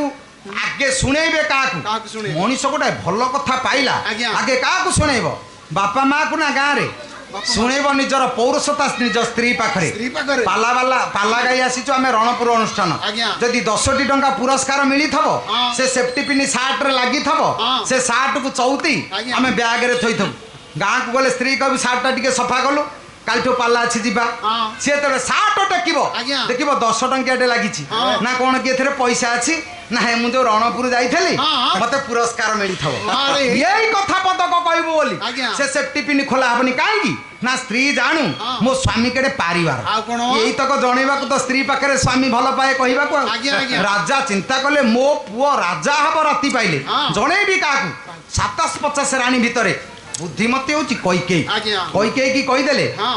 ଖୁସି ଖବର ଜାଣିଦବ ଦୌଡ଼ିଲେ ଡାକିଲେ କୈକେୟୀ କୈକେୟୀ କହିଲେ କଣ ଏଡ଼େ ପାଠି କାହିଁ ଚିଲଉଛ? ନା ଗୋଟେ ସୁପ୍ରସ୍ତାବ ଗୋଟେ ସୁନ୍ଦର ବଡ଼ କଥା ଶୁଣ ତମ ପୁଅ ରାମ ହଁ। ରାତି ପାଇଲେ ହଁ। ରାଜା ହବ କହିଲେ ଏଇଟା କୋଉ ନୂଆ କଥା କୋଉ ନୂଆ କଥା? ମାନେ ହଁ। ତମ ପୁଅ ରାତି ପାଇଲେ ରାଜା ହବ ତମେ ଖୁସି ଖୁସି ନୁହଁ ନୁହଁ ତାହେଲେ? ନା ନାଇଁ କାହିଁକି ଏ କଥା କହୁଛି ଆପଣ ଦେଖନ୍ତୁ 3ଟା କଥା ମନେ ରଖିଥିବେ 3ଟା କଥା। ପୁଅ ଭଲ ପାଠ ପଢୁଛି ଆଜ୍ଞା। ଆପଣ ଖୁସିରେ ମିଠା ବାଣ୍ଟିବେନି ନାଇଁ। ପର ଘର ତରକାରୀ ଖାଇ ବସିଛନ୍ତି ସ୍ତ୍ରୀ ଆଗରେ ଟେକି ଦେଇ କହିବେନି ଆଉ ଶାଶୁ ବହୁ 2 ଜଣ ଯାକ ଏକାଠି ବସିଛନ୍ତି ଆଜ୍ଞା। କେବେ ହେଲେ ମାକୁ ମାଗିବେନି 3ଟା ନିଛକ ସତ କଥା ଆଜ୍ଞା। ପୁଅ ମେଟ୍ରିକ ପାସ୍ କଲା ହଁ। 80% ମାର୍କ ରଖିଛି ଆଜ୍ଞା। ଫାର୍ଷ୍ଟ ଡିଭିଜନରେ ପାସ୍ କରିଛି ହଁ। ଆପଣ ଗାଁରେ ମିଠା ବାଣ୍ଟିବେ ଯେ କହିବ କଣ ହେଲା ରେ ନା ମୋ ପୁଅ ଫାର୍ଷ୍ଟ ଡିଭିଜନରେ ପାସ୍ ପାସ୍ କରିଛି କରିଛି ଆଉ। ସେ ପିଲା ଆଜ୍ଞା +2ରେ ଫେଲ୍ ହବ ହବନି କହିବ ମୋ ବୋପା ମିଠା ବାଣ୍ଟିଲାଣି ମୋର ଭଲ ହଉଛି ଆଉ ହଁ, ଫୁଲେଇ 80% ମାର୍କ ରଖିଥବ ମିଠା ବାଣ୍ଟିବାକୁ ସିଏ ପୁଅ ଯଦି କହିବ ଆଜ୍ଞା। ଆପଣ କହିବେ କଣଟା ଏମିତି ଟେକି ପକେଇଲୁ କି ତା ପୁଅ ତ ସିଏ 90% ମାର୍କ ରଖିଛି ହଁ, ଆଉ ତ ତତେ କଣ ମିଠା ବାଣ୍ଟିବାକୁ ଦେବି ହଁ। ସେ ପିଲା ଆଉ ଭଲ ପଢିବ ଆଜ୍ଞା। ଜୀବନରେ ପୁଅ ଭଲ ପଢୁଛି କେବେ ଟେକିବେନି ନାଇଁ। ସେ କଥା ଜାଣିଛି ସେ କଥା କୈକେୟୀ କଲା ଗୋଟେ ରାଜା ହବ ମୁଁ କଣ ଖୁସି ହେବି ଏଇଟା ତାର ଅଧିକାର ଆଜ୍ଞା। ଏଥିରେ ଖୁସି ହବାର ପ୍ରଶ୍ନ ଉଠୁନି ନାଇଁ। ଦ୍ୱିତୀୟ କଥା କଣ? ଆପଣ ଦେଖନ୍ତୁ ପର ଘର ତରକାରୀ ହଁ। ପଡ଼ିଶା ଘର ସ୍ତ୍ରୀ ଲୋକ ଜଣେ କିଏ ଦେଇଛି ଆଜ୍ଞା। ଆପଣ ଖାଇ ବସିଲା ବେଳେ ଆପଣଙ୍କ ସ୍ତ୍ରୀ ହଁ। 5ଟା ତରକାରୀ ହେଇଥିବ ଆଜ୍ଞା। ଦେଇ ସାରିବା ପରେ ହଁ। 2 ମିନିଟ୍ ଛାଡ଼ି ସେ ତରକାରୀ ଆଣିବ ସେଇଠିକି ଆଣିବ। ଆପଣ ଯଦି କହିବେ କଣ ମନେ ନଥିଲା କିରେ ନା ଆଣିବ ଆଉ? ଏଇଟା ଆମ ତରକାରୀ ନୁହଁ ପଡ଼ିଶାର ଅପା ଦେଇଥିଲା ହଁ। ଆପଣ 2 ଥର ଖାଇଲା ଯାଏ ସିଏ ସେମିତି ଛିଡ଼ା ହେଇଥିବ ଛିଡ଼ା ହବ। ଆଉ? ଖାଇଲା ପରେ ପଚାରିବ ତାଙ୍କ ତରକାରୀ କଣ ହେଇଛି ହଁ। ଭାଇ ତଳକୁ ଉପରକୁ ଅନେଇକିରି କଥାବାର୍ତ୍ତା କରିବେ ହଁ। ଯଦି କହିଦେବେ ଭଲ ଲାଗୁଛି ନା ଯାଉନୁ ତାରି ଘରେ ଖାଇବୁ ଯା। ଜମା ସେ କଥା କରିବେନି ନାଇଁ। ପର ଘର ତରକାରୀ ହଁ। ଭଲ ଲାଗୁଥବ ହଁ। ସ୍ତ୍ରୀ ଯଦି ପଚାରିବ କଣ ହେଇଛି ହଁ। ନା ଛି ଛି ବାଗ ହେଇନି। ଏଗୁଡାକ ରୋଷେଇ କରି ଜାଣନ୍ତିନି ନାଇଁ। ତୋ ହାତୁଟା କଣ ଆଉ କଣ? ନା କିଏ କଣ ଜାଣେ ମ ଆଉ କିନ୍ତୁ ଭଲ ଲାଗିଲେ ମଧ୍ୟ ହଁ। ମନା କରିବେ ଆଜ୍ଞା। ଦ୍ୱିତୀୟ ତୃତୀୟ କଥା ଶାଶୁ ବୋହୂ 2 ଜଣ ଯାକ ବସିଛନ୍ତି ଆଜ୍ଞା। ଆପଣ ରାତିରେ ପାଲା ଦେଖି ଫେରିଲେ ହଁ। ବର୍ଷାରେ ଭିଜିଛନ୍ତି ଆଜ୍ଞା। ଗଲା ବେଳକୁ ଶାଶୁ ବୋହୂ ଅଛନ୍ତି ହଁ। କହିବେ ମା ଟିକେ ନାଲି ଚା କରିଦେଲୁ ଥଣ୍ଡା ଲାଗିଲାଣି ସରିଗଲା କଥା ଭାଇ ଇଏ କହିବ ମାଠୁ ତ ଚା ଖାଉଥିଲା ମତେ କାହିଁକି ଆଣିଥିଲା ପାଟିରୁ ବାହାରିଲେ କହିବା କଥା। ହଁ। ଜମା ତାକୁ ମାଗିବେନି ନାଇଁ। ଯଦି ସ୍ତ୍ରୀ କି କହିବେ ହଁ। କାଇଁ ବସିଛୁ ଯାଉନ ଚା ଟିକେ କରିବୁ ଦେହ ଥରି ଯାଉଛି ହଁ। ସେ ଖୁସି ହବ କଣ କହିବ? କହିବ ତା ମାକୁ ପଚାରୁନି ମତେ କହିଲାନି ଆଉ ତେଣୁ ଜୀବନରେ କେବେ ହଁ। ମା ଆଗରେ ସ୍ତ୍ରୀ କି ବୋଲ ବତେଇବେ ଆଜ୍ଞା। ସ୍ତ୍ରୀ ଆଗରେ ମା କୁ କହିବେନି ନାଇଁ। ପୁଅ ଭଲ ପାଠ ପଢୁଛି ହଁ। ଗାଁରେ ମିଠା ବାଣ୍ଟିବେନି ନାଇଁ। ପର ଘର ତରକାରୀ ଖାଇବେ ଆଜ୍ଞା। ସ୍ତ୍ରୀ ଆଗରେ ଟେକିବେନି କହିବେନି। ସଂସାର ସରିଯିବ ସେଦିନ ଯେତେବେଳେ ଦଶରଥ କହିଲେ ତମ ପୁଅ ରାମ ରାଜ୍ୟରେ ରାଜା ହବ ହଁ। ନା ଏଇଟା କୋଉ ବଡ କଥା କି ତମେ ରାଜା କରେଇଲେ ହବ ହଁ। ତମେ କାଲି ମଲେ ମଧ୍ୟ ସେ ରାଜା ହବ ହବ।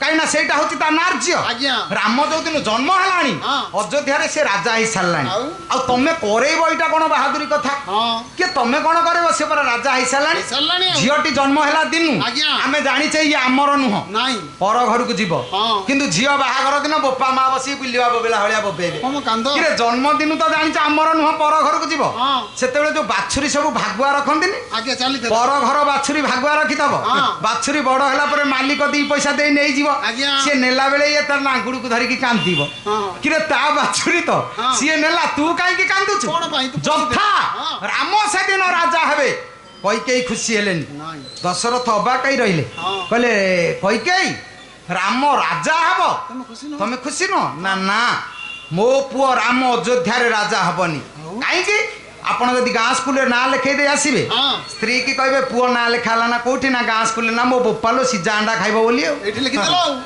ଆଉ କୋଉଠି ଲେଖିଥାନ୍ତା ନା ମୁଁ ପଢେଇଥାନ୍ତି ସୁନାଖଳାରେ ଅରବିନ୍ଦ ପୂର୍ଣ୍ଣାଙ୍ଗ ଶିକ୍ଷା କେନ୍ଦ୍ର ହଁ। ପିଲାକୁ ଉଚ୍ଚ ଜାଗାକୁ ନବାକୁ ଭଲ ସ୍କୁଲରେ ପାଠ ପଢେଇବାକୁ ଆଜ୍ଞା। ଆଜିର ମା ଯେମିତି ଚାହୁଁଛି ହଁ। ବିଶ୍ୱରେ ଗୋଟେ ମା ସିଏ ପ୍ରଥମେ ଚାହିଁଥିଲା ସେ ହଉଛି କୈକେୟୀ କୈକେୟୀ ନା। କୈକେୟୀ କହିଲା ରାମ ଅଯୋଧ୍ୟାରେ ରାଜା ହବନି ନାଇଁ। ବିଶ୍ୱ ବ୍ରହ୍ମାଣ୍ଡର ରାଜା ସଜେଇ ଦେବି ବାସ୍। 14 ବର୍ଷ ଜଙ୍ଗଲକୁ ପଠେଇଦେଲା ହଁ। ରାମ ରାଜ୍ୟ ତିଆରି କରିଦେଲା ଆଜ୍ଞା। ସେ ଭଳି ମା ବିଶ୍ୱରେ ଅବିରଳ କିନ୍ତୁ କୈକେୟୀ ନାଁ ନାହିଁ ନା। ଯିଏ ଦେଲା ପରେ ଆଜ୍ଞା ତା ନାଁ ନାହିଁ ନାହିଁ ପରା। ଆପଣ ଦେଖୁନାହାନ୍ତି କଣ? ଯୋଉ ଜାତୀୟ ଚକ୍ର ଅଛି ସ୍କୁଲ ବାରଣ୍ଡାରେ ହଁ। ସର୍ବଶିକ୍ଷା ଅଭିଯାନ ସ୍କୁଲ ଆଜ୍ଞା। ଆମ ଜାତୀୟ ଫୁଲ ହଁ। ଜାତୀୟ କବି ହଁ। ଜାତୀୟ ସଙ୍ଗୀତ ହଁ। ଜାତୀୟ କ୍ରୀଡ଼ା ହଁ। ଜାତୀୟ ପଶୁ ହଁ। ଜାତୀୟ ପଶୁ ହଁ। ଏ ଜାତୀୟ ପକ୍ଷୀ ହଁ। ସେ ଜାତୀୟ ପଶୁ ପାଖରେ କା ନାଁ ଲେଖା ହେଇଛି ବାଘ ବାଘ ଲେଖା। ଗାଈ ନାଁ ଲେଖା ହେଇଛି ନା। କ୍ଷୀର ଦେଲା ହଁ। ଘିଅ ଦେଲା ହଁ। ଲହୁଣୀ ଦେଲା ହଁ। ତା ପିଲାକୁ ବଡ କରି ଆମେ କୃଷି କାର୍ଯ୍ୟରେ ଲଗେଇଲେ ଆଜ୍ଞା। ସିଏ ଜାତୀୟ ପଶୁ ନୁହଁ ନାଇଁ, ନାଇଁ। ବାଘ ଦେଖୁ ଦେଖୁ ଖାଇବ ହଁ। ସିଏ ଜାତୀୟ ପଶୁ ଆଜ୍ଞା। ଯିଏ ସର୍ବସ୍ୱ ଦବ ହଁ। ତାର ସୃଷ୍ଟିରେ ସ୍ଥାନ ନାହିଁ ସ୍ଥାନ ନାହିଁ ଆଉ। କାରଣ ଏ ଦୁନିଆ ଭିତରେ ହଁ। ଏ ଦୁନିଆର ରୀତି ସ୍ୱାଧୀନତା ଆଣିଲେ ଗାନ୍ଧୀ ଆଜ୍ଞା। ଖାଇଲେ ଗୁଳି ମାଡ଼ Yes। ଧର୍ମ ପ୍ରଚାର କଲେ ଯୀଶୁ ହଁ। ଖାଇଲେ ଲୁହା କଣ୍ଟା ବାଡିଆ ଆଜ୍ଞା। କିନ୍ତୁ ଯିଏ ସବୁ ଯାକ ଖାଇଦେଇ ଇଣ୍ଡୋନେସିଆ ବ୍ୟାଙ୍କରେ ବାନ୍ଧିଲା ହଁ। ତମର ନେତା ଆମର ନେତା ଜିନ୍ଦାବାଦ ଜିନ୍ଦାବାଦ।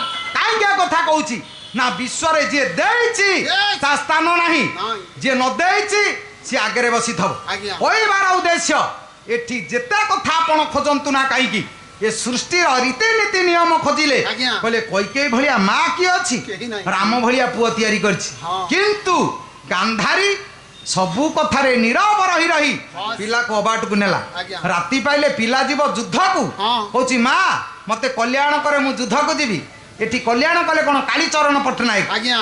ବୋଲେ ଯାଅ ବୀର ରଣେ ଧରଣୀ ବକ୍ଷୁ ପାପ ରାଶି ହେଉ କ୍ଷୟ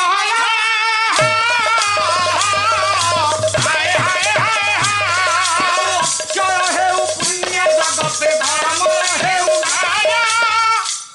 କାଇଁ ମନା କଲୁନି ପୁଅ ହଁ। ଯୁଦ୍ଧ କରି ଯାନା ଯାନା, ଭାଇ କି ଭାଗ ଦେ ଦେଇଦେ। ଭାଇ କି ଭାଇ ଭଳି ଦେଖ ହଁ। ଚରିତ୍ର ଗଠନ କରି ପାରିଲାନି ମା ବୋଲି ଆଜ୍ଞା। 100 ପୁଅ ମରିଗଲେ କିନ୍ତୁ ଚରିତ୍ର ଗଠନ ଶିଖେଇଛି ଠିକ ବୋଲି ରାମ ରାଜ୍ୟ ତିଆରି ହେଲା ଆଜ୍ଞା। ତେଣୁ ସୃଷ୍ଟିରେ କୈକେୟୀ ଭଳି ମା ହବା ଦରକାର ଆଜ୍ଞା। ଗାନ୍ଧାରୀ ଭଳି ମା ହେଇ ପିଲାର ମନ କଥା କେବେ ପୂରଣ କରନ୍ତୁନି ନାଇଁ, ନାଇଁ। ସର୍ବସ୍ୱ ଚାଲିଯିବ ଆପଣ ଆଜ୍ଞା। ଜୀବନରେ ଯୋଉଠି ମା ଭୁଲ ହେଇଯିବ ହଁ। ସେଠି ସଂସାର ଭୁଲ ହେଇଯିବ ଭୁଲ ହବ। ଯୋଉଠି ମା ଠିକ ଅଛି ଆଜ୍ଞା। ସେଠି ଜଗତ ଠିକ ଅଛି ଅଛି। କାହିଁକି ଏ କଥା କହୁଛି କାହିଁକି? ଏ ଯୋଡ଼ିଆ କଥା ଆପଣ ଯଦି ଦେଖିବେ ଗୋଟିଏ ପଟେ ରାମାୟଣ ହଁ। ଅନ୍ୟ ପାଖରେ ମହାଭାରତ ଆଜ୍ଞା। ଏ ଦୁଇଟି ଗ୍ରନ୍ଥ ଆମେ ପଢୁ ଆଜ୍ଞା। ଖାଲି ଯୋଡ଼ିଏ ନୁହଁ ତା ସାଙ୍ଗରେ ଆଉ ଗୋଟିଏ ଗ୍ରନ୍ଥ ପଢୁ ତାହେଲେ ରାମାୟଣ ହଁ। ମହାଭାରତ ହଁ। ଭାଗବତ ଆଜ୍ଞା। ଏ ତିନି କଥା ଆମେ ପଢୁ କାହିଁକି କାହିଁକି ପଢିବା? ରାମାୟଣ ପଢିଲେ ଆଜ୍ଞା ଚରିତ୍ର ଗଠନ ହବ ଆଜ୍ଞା।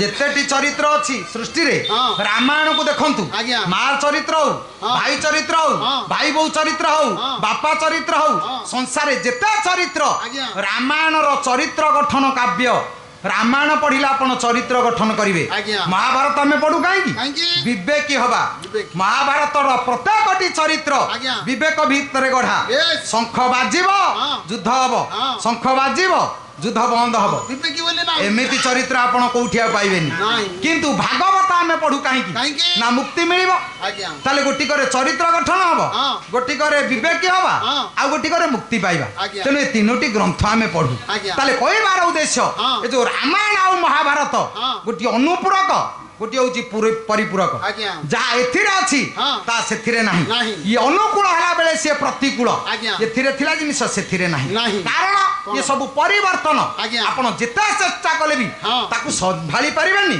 କି ସଜାଡ଼ି ପାରିବେନି ପାରିବେନି। ଗୋଟାଏ ପଦ ଗୀତ ଆପଣମାନଙ୍କ ନିକଟରେ ଶୁଣଉଛି ଆଜ୍ଞା। କାବ୍ୟକର୍ତ୍ତା ହେଲେ କବି ହେଲେ ଆପଣମାନଙ୍କର ଘଣ୍ଟ କବି ଯଦୁମଣି ମହାପାତ୍ର ତ୍ରିପଟା ତାଳ ଆଜ୍ଞା। ରାଗଟା ହଉଛି କନ୍ନଡା କନ୍ନଡା। କନ୍ନଡା ରାଗଟା ଆଜ୍ଞା ଗାଇବା ବାଲାକୁ ଟିକେ କଷ୍ଟ କଷ୍ଟ ଭିଡ଼। ଯେମିତି ମୋଟାଳ ମାଟି ହଁ। ଗୋରୁକୁ କଷ୍ଟ ହଁ। ମୁଗ ବିଣୁ ବିଣି ଆସିବେ ହଁ। ବିଲ ଯାକ ଗୋଟେଇଲେ 4 ଝୁଡି ମାଟି ବାହାରିବନି ନାଇଁ। କିନ୍ତୁ ଆବୁ ହେଇଥିବ ବଳଦ କାନ୍ଥ ହେଇଯିବ ତ ସେମିତି ଟାଣ। କନ୍ନଡା ରାଗ ହଁ।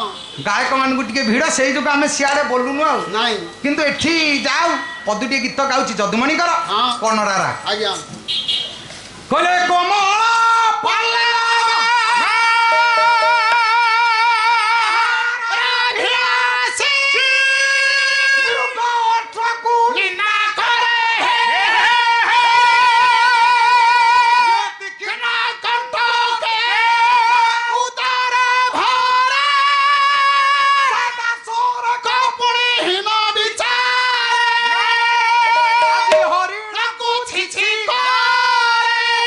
ହରିଣ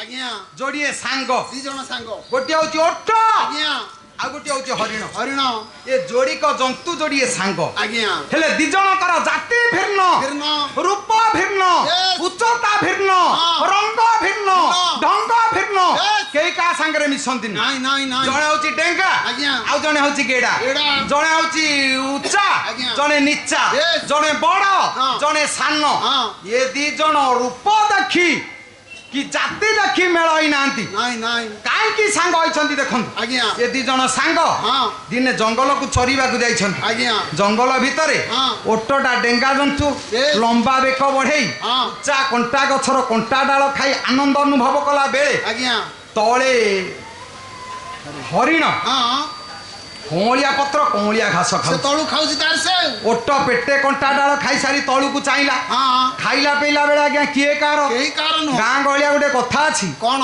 ମା ଝିଅ ଦେଉଳେ ପଶିଲେ ହଁ। ଯାହା କଥା ଯିଏ ମନା ସିଏ। ମନା ଆସିଲେ ସାବିତ୍ରୀ ଦିନ ଶାଢୀ ପୂଜା କରିବାକୁ ମା ଝିଅ ଯାକ ଦେଉଳକୁ ଯାଇଥିବେ। ଆଜ୍ଞା ମା ଷଣ୍ଢ ପଛପଟେ ମୁଣ୍ଡିଆ ମାରୁଥିବ ପ୍ରଭୁ ହଁ। ମୋ ହାତ କାଚ ବଜ୍ର ରହୁ। ହଁ। ଝିଅ ମୁଣ୍ଡିଆ ମାରୁଥିବ ପ୍ରଭୁ ହଁ। ମୋ ହାତ କାଚ ବଜ୍ର ରହୁ। ବଜ୍ର ରହୁ। ଝିଅ କହୁନଥିବ ମୋ ବାପା ବଞ୍ଚୁ ହଁ। କି ମା କହୁନଥିବ ମୋ ଜୁଆଇଁ ବଞ୍ଚୁ। ନାଇଁ ନାଇଁ ଯାହା କଥା ଯିଏ ମନା ଆସିଲେ। ହଁ। ତେଣୁ ଖାଇଲା ବେଳେ କିଏ କାହାର କେହି କାହାର ନୁହଁ ଓଟ ପେଟେ କଣ୍ଟା ଡାଳ ଖାଇ ତଳକୁ ଚାହିଁଲା। ହଁ। ଦେଖିଲା ହରିଣ କଅଁଳିଆ ପତ୍ର କଅଁଳିଆ ଘାସ ଖାଉଛି। ଆଜ୍ଞା ଓଟ ଟିକେ ବିଗିଡିଲା ଆଉ କହିଲା ହେ ହୁଣ୍ଡା ଏ ଏତେ ଦିନ ହେଲା ମୋ ସାଙ୍ଗରେ ସାଙ୍ଗ ହେଲୁଣି ହଁ, ହଁ। କିଛି ଶିଖିଲୁନି। କଣ ଶିଖିଲୁନି? ଏଡେ ସୁନ୍ଦର କଞ୍ଚା ଗଛର କଣ୍ଟା ଡାଳ ଖାଇ ହଁ। ମୁଁ ଯୋଉ ଆନନ୍ଦ ଅନୁଭବ କରୁଛି ହଁ। ତୁ ତଳୁ କଅଁଳିଆ ପତ୍ର କଅଁଳିଆ ଘାସ ଖାଇ କଣ ପାଉଛୁ। କଣ ପାଇଲୁ କହିଲୁ ସେଠି କାଲି ଓଟ ଲାଗିଛି। ହରିଣକୁ ନିନ୍ଦା କଲା। ଆଜ୍ଞା ହରିଣ କଅଁଳିଆ ପତ୍ର ପେଟେ ଖାଇସାରି ହଁ। ଓଟକୁ ଚାହିଁଲା ବେଳକୁ ଆଜ୍ଞା ଓଟ ପାଟିରୁ ହଁ। ଟୋପା ଟୋପା ରକ୍ତ ବେଶ। କଣ୍ଟା ଫୁଟି ତଳେ ପଡୁଛି। ହଁ ହରିଣ କହିଲା ହେ ମୂର୍ଖ ଏ। ଏଡେ ବଡ ଜନ୍ତୁଟା ସିନା ହଁ। ଡେଙ୍ଗାଟା ହଁ। ହୁଣ୍ଡା କିଛି ଜାଣିଲୁନି। କିଛି ନାହିଁ ରେ। କି ଆଖି ବନ୍ଦ କରି କଣ୍ଟା ଡାଳ ଖାଉଛୁ। ହଁ। ତୁ ଭାବୁଛୁ କଣ୍ଟା ଡାଳ ସୁଆଦ ବେଶ। କିନ୍ତୁ ତୋ ପାଟିର ରକ୍ତ ହଁ। ତତେ ସୁଆଦ ଦଉଛି। ଦଉଛି, ତୁ କଣ୍ଟା ଜାଣିନୁ। ଡାଳ ସୁଆଦ ନୁହଁ। ହଁ। ତୀକ୍ଷ୍ଣ କଣ୍ଟା ତୋ ପାଟିରେ ଫୁଟି ହଁ। ରକ୍ତ ମିଶିତ କଣ୍ଟା ଡାଳ ଖାଇ ବେଶ। ତୁ ଭାବୁଛୁ ମତେ ଆନନ୍ଦ ଲାଗୁଛି। ନାଇଁ ରେ ମୂର୍ଖ କୋଉଠିକାର। ହଁ, ହଁ। ତାହେଲେ ଓଟକୁ ନିନ୍ଦା କରୁଛି ହରିଣ ଆଜ୍ଞା। ହରିଣକୁ ନିନ୍ଦା କରୁଛି ଓଟ। ଆଜ୍ଞା ଦୁହେଁ ଦୁହେଁକି ହଁ। ନିନ୍ଦା କରିବାରେ ଲାଗିଛନ୍ତି। ଲାଗିଛନ୍ତି ଆଉ ତାହେଲେ ଏ ସମାଜରେ ଆମେ ଯଦି ଦେଖିବା ଆଜ୍ଞା ଓଟର ଠିକ ହଁ। ନା ହରିଣର ଠିକ ଦେଖିବା ମଧ୍ୟସ୍ଥି ଯଦି ଆମେ ଖୋଜିବା ହଁ। ତାହେଲେ ମଧ୍ୟସ୍ଥି କହିବେ ହଁ। ଦି ଜଣ ଯାକର ଠିକ ନାହାନ୍ତି। ଆଜି ବିଶ୍ୱନାଥ ପଟ୍ଟଯୋଶୀ ଆଜ୍ଞା। ସେ ଗୋଟେ କଥା କହନ୍ତି କଳି ଯୁଗରେ ଭଦ୍ର ଲୋକ ହବ ହଁ। ହଁ କରିବନି କି ନାହିଁ କରିବନି। ହଁ କଲେ ଦୋଷ ହଁ। ନାହିଁ କଲେ ଦୋଷ ହଁ। ଖାଲି ହୁଁ କରିବେ। ଯଦି ହୁଡାରେ ପଥର ପକେଇ ଯାଉଥିବେ କହିବେ ଭାଇ ହଁ ଆଉ ଟିକେ ଆଗକୁ ଆସିଥିଲେ ହେଇଥାନ୍ତା ନା ହୁଁ ନା ନାଇଁ ଆଗକୁ ଆସିଛି ଟିକେ ପଛକୁ ଯାଇଥିଲେ ହେଇଥାନ୍ତା ନା ହୁଁ କାହିଁକି ନା ହୁଁ ଟା ଦି ଆଡିକି ପାଇବ ପାଇବ। ହଁ କୁ ପାଇବ ନାହିଁ କି ପାଇବ ହଁ। ନଦୀ ହଁ ନାହିଁ କରିଦେବେ Yes. ଦୋଷୀ ହେବେ। ହଁ। କାହିଁକି ଏଠି କହିଲେ ନା ଓଟର ଠିକ ହରିଣର ଠିକ ନା ଓଟ କଣ୍ଟା ଡାଳ ଖାଇବା ଠିକ ଠିକ। ହରିଣ କଅଁଳିଆ ପତ୍ର ଖାଇବା ଠିକ। ଠିକ ଆଉ ତାହେଲେ ସମାଜରେ ଓଟ କିଏ ସେ ହରିଣ କିଏ ଆଜ୍ଞା ଜଙ୍ଗଲରେ ଅଛନ୍ତି ଜଙ୍ଗଲ ଜନ୍ତୁ ନୁହଁ। ଆଉ ଏଇଠି ଆମେ ଯେତେ ପାଲା ଦେଖୁଛେ ଆଉ ପାଲା ବାଲା ଆମରି ଓଟ। ଆମରି ଭିତରେ ଓଟ ଅଛନ୍ତି ହଁ। ଆମରି ଭିତରେ ବି ହରିଣ ଅଛନ୍ତି। ତାହେଲେ ଓଟ କିଏ ସେ କିଏ? ନା କଣ୍ଟା ଡାଳ ଖାଉଥିବା ଓଟ ଆଜ୍ଞା। ସିଏ ହଉଛି ସଂସାରିକ ପ୍ରାଣୀ। ସଂସାର ଭିତରେ ଥାଇ ହଁ। ମୋ ପୁଅ ହଁ। ମୋ ଝିଅ ହଁ। ମୋ ଘର ହଁ। କେହି ନ ପଚାରନ୍ତୁ ହଁ। ବୁଢା ପିଣ୍ଡାରେ ବସିଛି ଆଜ୍ଞା। ମଉସା ହଁ। ଏ ଘର କାହାର ହଁ। ନା ମୋର ଘର ବୁଢାର ହଁ ବୁଢା ଜମା ନୁହଁ। ବୁଢାର ତ ଘର ସିଢି ତଳେ ଶୋଉଛି କାହିଁକି ପିଣ୍ଡାରେ ଶୋଉଛି କାହିଁକି ହଁ। ଘର ବୁଢାର ନୁହଁ ହଁ। ଘର ହଉଛି ପୁଅର। ଆଜ୍ଞା। ଜମି ଜମି। ନା ମୋର 7 ଏକର ଜମି ପ୍ରମାଣ ନା ପଟ୍ଟା ରଖିଛି ପାଉତି ଦଉଛି ଦଉଛି କିନ୍ତୁ ପଟ୍ଟାରେ ତ ନାଁ ଅଛି ନା ହଁ କିନ୍ତୁ ପଟ୍ଟା ଉପରେ ହେଡ ଲାଇନରେ ଲେଖା ହେଇଛି ଓଡିଶା ରାଜ୍ୟ ସରକାର। ସରକାର। ମନ ହେଲେ ଟ୍ରେନ ଲାଇନ ନବ ନହେଲେ ବଡ ଟାୱାର ପୋତି ଦବ। ଆଇଛା ନା। ଇଏ ଜଗିବ ହଁ। ଜଗିଛି ବୋଲି 2 ପଇସା ଆଜ୍ଞା। କିରେ ବିଲ ତ ତୋର ନୁହଁ ନାଇଁ। ଇଏ ଘର ତୋର ନୁହଁ ନୁହଁ। ଟଙ୍କା ଟଙ୍କା ମୋର ହଁ, ରଖିଛି। ତୋର ତ ଟଙ୍କା ହଁ। ଯୋଉଦିନ ମାନ୍ୟବର ପ୍ରଧାନମନ୍ତ୍ରୀ ମୋଦି ମହୋଦୟ ଆଜ୍ଞା। ଘୋଷଣା କରିଦେଲେ 8ଟା ରାତିରେ 1000 ଟଙ୍କିଆ 500 ଟଙ୍କିଆ ଚଳିବନି। ଚଳିବନି। ତୋ ଟଙ୍କା ତ ବ୍ୟାଙ୍କରେ କାହିଁ ଧାଡି ଧରି ଛିଡା ହେଲୁ ସେ ସବୁ କହିଥାନ୍ତୁ ମୋ ଟଙ୍କା ହଁ। ଟଙ୍କା ଉପରେ ଲେଖା ହେଇଛି ରିଜର୍ଭ ବ୍ୟାଙ୍କ ଅଫ ଇଣ୍ଡିଆ। ହଁ ଟଙ୍କାର ମାଲିକ ହଉଛି ରିଜର୍ଭ ବ୍ୟାଙ୍କ ଆଜ୍ଞା। ଘରର ମାଲିକ ହଉଛି ପୁଅ ହଁ। ଜମିର ମାଲିକ ହଉଛି ସରକାର ହଁ।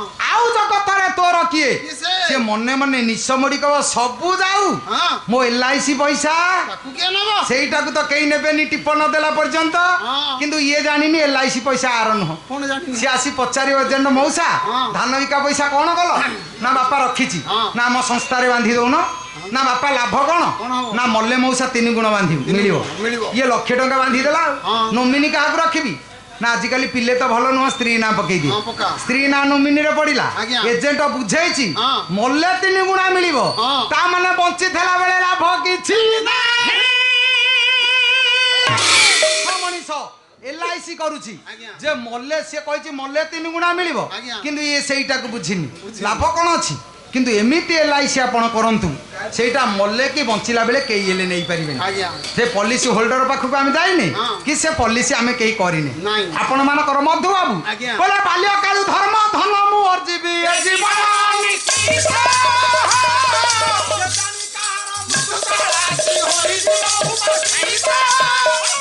ବାଲ୍ୟକାଳୁ ଧର୍ମ ଧନ ସଞ୍ଚୟ କର ଆଜ୍ଞା। ସେ LIC ରେ ଯିଏ ପଇସା ବାନ୍ଧିଛି କେହି ନେବେନି ଆଜ୍ଞା। ସିଏ ବଞ୍ଚିବ ହଁ। ଆଉ ବଞ୍ଚିଛି ହଁ। ନାହାନ୍ତି ଆଜି ରଘୁ ଦିବାକର ଆଜ୍ଞା। ରଣପୁର ମାଟିର ଯୋଗ୍ୟ ସନ୍ତାନ Yes। ଯାଉ ହଉ। ସୂର୍ଯ୍ୟ ଚନ୍ଦ୍ର ଥିଲା ପର୍ଯ୍ୟନ୍ତ ହଁ। ସେ ନାଁ ଅଛି ଅଛି, ରହିବ। କାହିଁକି ନା ସେ ପଲିସି ହୋଲ୍ଡରକୁ ସେ ଚିହ୍ନିଥିଲେ 2 ପଇସା ବାନ୍ଧିଥିଲେ ହଁ, ହଁ। କିନ୍ତୁ ଆମେ କ'ଣ ସେଥିରେ ପଇସା ବାନ୍ଧିଛେ କି ପିଲାଦିନୁ କେତେବେଳେ ଧର୍ମ ଅଛି ଶାସ୍ତ୍ର କହୁଛି ଆଜ୍ଞା। ପିଲାଦିନୁ ଧର୍ମ ଧନ ଅର୍ଜନ କର ଆଜ୍ଞା। କିନ୍ତୁ ଆମେ ଆଜ୍ଞା ପିଲାଦିନୁ ଧର୍ମ କରୁ ନାଇଁ। ନାଇଁ ନା। ଆମେ ଜୀବନ ସାରା ବିତି ସାରିଲାଣି ଆଜ୍ଞା। କିନ୍ତୁ ଧର୍ମ କ'ଣ ଆମେ ଜାଣିନୁ ନା। ସମୟ ସରିବ ବୁଢା ହେଲା ବେଳକୁ ଆମେ ଯିବା ଆଜ୍ଞା। ଲାଭ କିଛି ଅଛି କିଏ ସେ ପାଇଛି ନା ପାଇବା କହିବାର ନା କହିନାହାନ୍ତି। ଯାଉ ପୁରସ୍କାର ଦାତାଙ୍କର ବିଶ୍ୱପତି ଠାକୁର କଲ୍ୟାଣ କରନ୍ତୁ ଆଗନ୍ତକ ଭବିଷ୍ୟତ ଉଜ୍ଜଳମୟ କରି ଚଲାପଥ କୁସୁମିତ କରନ୍ତୁ ସର୍ବରିଷ୍ଠ ଖଣ୍ଡନ କରି ଦୀର୍ଘାୟୁ କରନ୍ତୁ ସର୍ବେ ବୋଲ ଆନନ୍ଦ କବାର କାହିଁକି କଥା କହୁଛି ନା ପିଲାଦିନୁ ଧର୍ମ ନ କରି ଆଜ୍ଞା। ବୁଢା ଦିନେ ଧର୍ମ ଖୋଜିଲେ ଲାଭ କ'ଣ ଅଛି କିଛି ଲାଭ ନାହିଁ। ତେଣୁ ଓଟ ଭଳି ଆମେ ବଞ୍ଚିଛୁ Yes। କ'ଣ ନା କହୁନାହାନ୍ତି ନା ତ ନାହିଁ କହୁଛି ଏଇଟା ଆଜ୍ଞା ଦାନ ନୁହଁ ନା। ଏଇଟା ଶ୍ରଦ୍ଧା ବାସ୍ ଏଥିରେ କିଛି କଥା ନାହିଁ ନାଇଁ। ଆମେ ମନ୍ଦିରକୁ ଦେଲେ ହଁ। ଧର୍ମ ଅନୁଷ୍ଠାନକୁ ଦେଲେ ହଁ। ସେଇଟା ସିନା ଲୁଚିକି ଦାନ କରିବା ହଁ। ଏଇଟା କ'ଣ ଆମକୁ ଦାନ ଦଉଛନ୍ତି କି ଏଇଟା କଳାକୁ ଭଲ ପାଉଛନ୍ତି ବାସ୍। ସଂସ୍କୃତିକି ଭଲ ପାଉଛନ୍ତି ହଁ। ସଭ୍ୟତାକୁ ଭଲ ପାଉଛନ୍ତି ହଁ। ମାଟିକି ଭଲ ପାଉଛନ୍ତି ହଁ। ଜାତିକି ଭଲ ପାଉଛନ୍ତି ହଁ। ଇଏ ପରମ୍ପରାକୁ ଭଲ ପାଇ ବେଶ। ଶ୍ରଦ୍ଧାର ଇଏ ଗୋଟେ କଲ୍ୟାଣ ଆଜ୍ଞା। ଆମେ ପୁରସ୍କାର ନୁହଁ ନା। ଏଟାକୁ କଲ୍ୟାଣ ବୋଲି ଭାବିଛୁ କଲ୍ୟାଣ ନା। ଆପଣ ମାନେ ଯଦି କଲ୍ୟାଣର ହାତ ବଢେଇ ଦେବେ ହଁ। ଭବିଷ୍ୟତରେ ପାଲାବାଲାଟିଏ ହବୁ ବୋଲି ଭାବିଛୁ ଭାବୁଛୁ। 22 ପାହାଚ ତଳ ପାହାଚରେ ଛିଡା ହେଇଛୁ ହଁ। 21 ପାହାଚ ଅତିକ୍ରମ କଲେ ଗରୁଡ ଖମ୍ବ ହଁ। ତାପରେ ଜଗନ୍ନାଥ ଦର୍ଶନ ଆଉ 21 ପାହାଚ ଅତିକ୍ରମ କରୁଛୁ କି ଅଧା ପାହାଚରେ ଗଡି ପଡୁଛୁ ସେ କଥା କିଏ କହିବ କିଏ କହିବ ସେ ତାର କଥା? ହିସାବ କିଛି ନାହିଁ ନାଇଁ। ଯାଉ ହଉ। ପୁରସ୍କାର ଦାତାଙ୍କର ହଁ। ବିଶ୍ୱପତି ଠାକୁର କଲ୍ୟାଣ କରନ୍ତୁ ହଁ। ସର୍ବେ ବୋଲ ଆନନ୍ଦ କବାର ହରି ହରି। ହେ ଗୁଣଗ୍ରାହୀ ବିବେକୀ ପଣ୍ଡିତ ମହୋଦୟ ଆଜ୍ଞା। ଆଜି ଓଟ ହେଇ ବଞ୍ଚିବାରେ Yes। ଲାଭ କ'ଣ କିଛି ନାହିଁ। ତାହେଲେ ସମାଜରେ ହରିଣ କିଏ ସାଧୁ ସାଧୁ ପ୍ରଭୁ ନାଁ ଗାଇ ହଁ। କୀର୍ତ୍ତନ କରି ହଁ। ଅରୁଆ ଡାଲମା ପକେଇ ଆଜ୍ଞା। ବିଲ ଫାଟିଲେ କେତେ ହଁ। ଘାସ ହେଲେ କେତେ ହଁ। ବର୍ଷା ନହେଲେ କେତେ ତାର କ'ଣ ଯାଇଛି କିଛି ଦରକାର ସେ ନାହିଁ। ପ୍ରଭୁ ସାଙ୍ଗରେ ପ୍ରେମ କରୁଛି ଆଜ୍ଞା। ସଂସାରରେ ସେ ହଉଛି ହରିଣ ହରିଣ। ତେଣୁ ହରିଣ ହେଇ ବଞ୍ଚିବା ଦରକାର ଆଜ୍ଞା। ଓଟ ହେଇ ବଞ୍ଚିଲେ ଲାଭ କିଛି ନାହିଁ ନାଇଁ। ସାରା ଜୀବନ ଆପଣ ଅତିବାହିତ କରିଦେବେ ହଁ। ପାଇବେ କିଛି କିଛି ନା ପାଇ- ଦେଇଛି ସଂସାରେ ତମକୁ କିଏ କ'ଣ ନାଇଁ, ନାଇଁ। କେହି ସଂସାରେ କିଛି ଦେବେନି ନାଇଁ। ତାହେଲେ ଆମେ ପରିବର୍ତ୍ତନ କରିପାରିବାନି ଆଜ୍ଞା। କାହାକୁ ଆଜ୍ଞା। ଓଟ ଓଟ ଜାଗାରେ ଠିକ ଆଜ୍ଞା ହରିଣ ହରିଣ ଜାଗାରେ ଠିକ ଠିକ। ଆପଣ ସତ ଚେଷ୍ଟା କଲେ ମଧ୍ୟ ହଁ। ତାକୁ ପାରିବେନି ପାରିବେନି। ତାହେଲେ ଆଜି ଯଦି ଆମେ ପୁରାଣ ପୃଷ୍ଠାକୁ ଯିବା ଆଜ୍ଞା। ସେ ରାମାୟଣ ଦେଖନ୍ତୁ ହଁ। କି ମହାଭାରତ ଦେଖନ୍ତୁ ଆଜ୍ଞା। ଏ ସମାଜରେ ହଁ। ଯୋଡିଏ ଓଟ ଯୋଡିଏ ଓଟ। ଏ ଓଟ ଯୋଡିକ କିଏ ସେ ନା ରାମାୟଣରେ ଗୋଟିଏ ଓଟ ହଁ। ମହାଭାରତରେ ଓଟ ଗୋଟିଏ ସେ ଓଟ ଯୋଡିକ ହେଲେ ଯୋଡିଏ ଦ ହଁ। ଜଣେ ହଉଛି ରାମାୟଣର ଦ ଆଉ ଜଣେ ହଉଛି ମହାଭାରତର ଦ ହଁ। ରାମାୟଣରେ ଦଶାନନ ହଁ। ମହାଭାରତରେ ଦୁର୍ଯ୍ୟୋଧନ ଦୁର୍ଯ୍ୟୋଧନ। ଯୋଡିକ ଜାଗା ଆଜ୍ଞା ଓଟ ଓଟ କଣ୍ଟା ଡାଳ ଖାଇ ଖାଇ ମଲେ ହଁ। କିନ୍ତୁ ଶେଷକୁ ଲାଭ କିଛି ନାହିଁ କିଛି ନାହିଁ। ପୋଥି ପଢି ପଢି ଧୋତି ଉଡିଯାଏ ମରମ ନ ଜାଣେ ଜାଣେ କଇ କଇ। 12 ମାସ ଯାକ ଟିଉସନ କଲା ହଁ। କୋଚିଂ ଗଲା Yes। ସ୍କୁଲ କଲେ ଗଲା ହଁ। କିନ୍ତୁ ପରୀକ୍ଷାରେ ଫେଲ Fail। ସେଇ ଆନ୍ୟା ଆଜ୍ଞା। ଇଏ ଦଶାନନ ଆଉ ଦୁର୍ଯ୍ୟୋଧନ ହଁ। ଯୋଡିଏ ଓଟ ଆଜ୍ଞା। ଖାଲି କଣ୍ଟା ଡାଳ ଖାଇଲେ ଆଜ୍ଞା। ତାହେଲେ ଏମାନଙ୍କୁ ଅବାଟକୁ ନେଲା କିଏ କିଏ ସେ ନେଲା? ଯୋଡିଏ ଶ ଆଜ୍ଞା ଶ। ରାମାୟଣରେ ଗୋଟିଏ ଶ ହଁ। ମହାଭାରତରେ ଗୋଟିଏ ଶ ରାମାୟଣର ଶ କିଏ? ସିଏ ହଉଛି ଶୃପଣଖା ବାସ୍ ଭାଇଟାକୁ ଅବାଟକୁ ସେଇ ନେଲା ନା ଆଉ। ସେଇ ଶୃପଣଖା ନିଜ ନା। ପାଇଁ ସ୍ୱାମୀ ଖୋଜୁଥିଲା ଆଜ୍ଞା। ଯେତେବେଳେ ପାଇଲାନି ହଁ। କହିଲା ତୋ ପାଇଁ ଗୋଟେ ଭଲ ସୁନ୍ଦରିଆ ସ୍ତ୍ରୀ ଖୋଜିଥିଲି ହଁ। ଭଲ ସୁନ୍ଦରୀ ଝିଅଟିଏ ହଁ। ମନ୍ଦୋଦରୀ ଭାଉଜ ତା ଆଗରେ କିଛି ନୁହଁ ନୁହଁ ସିଏ। ସିଏ ମତେ ପଚାରିଲା ତୁ କିଏ ହଁ। ମୁଁ ରା ବ ଯୋଡିଏ ଅକ୍ଷର କହିଛି ହଁ। ନ କହିନି ମାଡି ବସି ନାକ କାନ କାଟିଦେଲା ହଁ। ସିଏ ଆସିଲା ଭଉଣୀ କଥାରେ ମଲା ଆଜ୍ଞା। ଶୃପଣଖା ଯଦି ନଥାନ୍ତା ଆଜ୍ଞା। ଦଶାନନଟି ମରି ନଥାନ୍ତା ଠିକ ତ। ଆଉ ମହାଭାରତରେ ଇଏ ଯୋଉ ଶ ହଁ। ଇଏ ହଉଛି ଶକୁନି ବାସ୍ ମହାଭାରତରେ ଶ ଗୁଡିକ ଭାରି ଚାଲାକ ଆଜ୍ଞା। 6ଟି ଶ ପାଇଁ ହଁ। ମହାଭାରତରେ 6ଟି ଜ୍ଞାନୀ ଏ ଛଅଟି ସହ କିଏ କିଏ? ଶକୁନି ହଁ। ସହଦେବ ହଁ। ସୁଦେଶନା ହଁ। ଶ୍ରୀକୃଷ୍ଣ ହଁ। ଶୃଗାଳ ହଁ। ଆପଣ ମାନଙ୍କର ଇଏ ଯୋଉ ଛଅଟି ସହ ହଁ। ଏ ଛଅ ସହ ପାଇଁ ଆଜ୍ଞା। ଏ ସମାଜ ଅବକ୍ଷତ ସଜାଡି ହେଇଛି ବେଶ। ସମାଜରେ ଯଦି ଦେଖିବେ ହଁ। ସହ ଗୁଡାକ ଭାରି ଜ୍ଞାନୀ ଜ୍ଞାନୀ ତ କିନ୍ତୁ ଏ ଯୋଉ ସହ ଏଡା ବୁଦ୍ଧିଆ ସଂସାର ସିନା ଜାଣିଲା ଆଜ୍ଞା। ଯେ ଶକୁନି ଅବାଟକୁ ଯାଉଛି ହଁ। କିନ୍ତୁ ବାଟ ତିଆରି କରିଦେଇଛି ସେ ନା ଆଉ ସ ଯୋଉ ନୁହଁ କି ହଁ। ଇଏ ତିନି ପ୍ରକାର ସ ତିନି ପ୍ରକାର ଏ ଯୋଉ ତାଲବେଶ ମୂର୍ଧନ୍ୟ ସ ଦନ୍ତ ସ ହଁ। ଏ ତିନି ସରୁ ଏ ଯୋଉ ଡେଙ୍ଗା ସଟି ନୁହଁ ଏ ତାଲବେଶଟା ଏଇଠି ସବୁ ଯାକ ଶ୍ୱଶୁର ଘରେ କଣ ଶ୍ୱଶୁର ଘରେ? ଶ୍ୱଶୁର ହଁ। ଶାଶୁ ହଁ। ଶଳା ହଁ। ଶାଳୀ ହଁ। ସଡୁ ସବୁ ଯାକ ଡେଙ୍ଗା ସ ହଁ ତ ଠିକ ସବୁ ଯାକ ଶ୍ୱଶୁର ଘରେ ଆଜ୍ଞା, ଆଜ୍ଞା। ଆଉ ଯୋଉ ଦନ୍ତ ସଟି ହଁ। ଏମାନେ ଭାରି ଜ୍ଞାନୀ ଜ୍ଞାନୀ। ହଁ ଆଉ? ସହଦେବ ଦେଖନ୍ତୁ ଶ୍ରୀମନ୍ତ ଦେଖନ୍ତୁ ଏମାନେ ସବୁ ଜ୍ଞାନୀ ନା ଜ୍ଞାନୀ ଏମାନେ ନା? ସୁଦେଶନା ହଁ। ଏମାନେ ସବୁ ଭାରି ଜ୍ଞାନୀ ଆଜ୍ଞା, ଆଜ୍ଞା। ହଁ। ଆଉ? ଆଉ ଯୋଉ ପେଟା ସହଟା ହଁ, ସିଏ ମୂର୍ଧନ୍ୟ ସ ହଁ। ସେଇଟା ଶିବ ମନ୍ଦିରରେ କଣ ଶିବ ମନ୍ଦିର ଷଣ୍ଢ ଆଉ ମୂଷା ସେ ପେଟା ଯୋଡିକ ଯାକ ଆଣ୍ଠୁ ପକେଇ ଗଡୁଛନ୍ତି ଆଉ ତେଣୁ କହିବା ଉଦ୍ଦେଶ୍ୟ ଆଜ୍ଞା। ଏ ଯୋଉ ମହାଭାରତର ସ ହଁ। ଶକୁନି କଥାରେ କୁପ୍ରେରଣା ପାଇ ବେଶ ଦୁର୍ଯ୍ୟୋଧନ ମଲା ଆଜ୍ଞା। ତାହେଲେ ଯୋଡିଏ ଦ ହଁ। ଯୋଡିଏ ସ ହଁ। ଆଉ ରାମାୟଣରେ ଗୋଟିଏ ବ ମହାଭାରତରେ ଗୋଟିଏ ବ ମହାଭାରତର ବ ବିଦୁର ଭିତର ଯିଏ ସତ ଚେଷ୍ଟା କରି ମଧ୍ୟ ହଁ। ଦୁର୍ଯ୍ୟୋଧନକୁ ବାଟକୁ ଆଣି ପାରିଲାନି ଆଜ୍ଞା। ବ ଗୁଡାକ ସବୁ ଜ୍ଞାନୀ ନା ଆଉ ବ ଗୁଡାକ ସଜାଡିବେ ହଁ। ସ ଗୁଡାକ ସବୁ ଉଜାଡିବେ ଉଜାଡିଦେବେ। ଶିଶିର ଭାଇନା କଥା ମୁଁ କହୁନି ମୋ ଆଉ କାହା କଥା ନାଇଁ କହୁଛ? ନାଇଁ ନାଇଁ ସେ ବ୍ରାହ୍ମଣ ଲୋକ ତାଙ୍କ କଥା କହି କହିବେ ହଁ। ବ ସଜାଡି ଦେବେ ହଁ। ସ ସବୁ ଉଜାଡି ଦେବେ ଆଜ୍ଞା। ଉଜାଡି ଦେଲେ ନା ଶୃପଣଖାକୁ ଶକୁନି ଯୋଡିକ ଯାକ ଉଜାଡିଲେ। ଦ ଯୋଡିକ ମାରିଦେଲେ ହଁ। କିନ୍ତୁ ବ ଗୋଟିଏ ମହାଭାରତରେ ସେଦିନ ବାହାରିଲା ଆଜ୍ଞା। କହିଲା ଦୁର୍ଯ୍ୟୋଧନ ହଁ। ଅବାଟକୁ କାହିଁକି ଯାଉଛୁ କିରେ ଯା ବଂଶ ଧ୍ୱଂସ କରିଛୁ ହଁ। ପଥର ଘର ଭିତରେ ପରିବାର ନଷ୍ଟ କରିଛୁ ହଁ। ତା ବାପା ଭାଇକି ମାରିଛୁ ହଁ। ସେ ରାଜ୍ୟରେ ମନ୍ତ୍ରୀ ହେଲେ ତତେ ରଖିବ ତ ଯା ନା ସିଆଡ଼ିକି ଆଜ୍ଞା। ମାନିଲା ନାଇଁ। ମାନିଲାନି ଅବାଟକୁ ଗଲା ବୋଲି ଆଜ୍ଞା। ମଲା ମଲା। ଜପୂର୍ବ ବୈରମ ଉତ୍ପାଦ୍ୟନ ପୁନଃ ସୌହୃଦମ ମିଛନ୍ତି ଜମପତନ ଯାତ୍ରାୟ ସବନ୍ଥାନ ବବକ୍ଷତ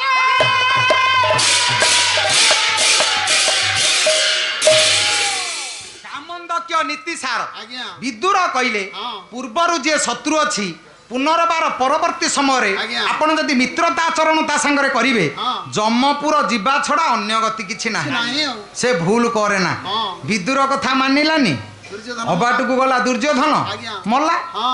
କିନ୍ତୁ ରାମାୟଣରେ ଗୋଟାଏ ବ ସେ ହଉଛି ଆପଣ ମାନଙ୍କର ବିଭୀଷଣ ବିଭୀଷଣ ସେ ଆସିଲା ସଜାଡ଼ିବାକୁ ନା ଆଉ ସଜାଡ଼ିବାକୁ ଆସିଲା କହିଲା ବାପା ହଁ ସଜାଡ଼ି ହେଇଯା ଏବେ ବି ସମୟ ଅଛି ହଁ। ଭାଇ କି ଯେତେ ଚେଷ୍ଟା କଲେ ମଧ୍ୟ ଆଜ୍ଞା। ସଜାଡ଼ି ପାରିଲା ଆପଣ ମାନଙ୍କର ଯଦୁମଣି ସାହିତ୍ୟ ଆଜ୍ଞା। ରାଘବ ବିଳାସ ଗୋଟାଏ ପଦ ଛାନ୍ଦ ହଁ। ତ୍ରିପଟା ତାଳ ଆଜ୍ଞା। ସାତ ମାତ୍ରା ପଦୁଟାଏ ଗୀତ କହିଲେ ପୂର୍ବ ଦେବତା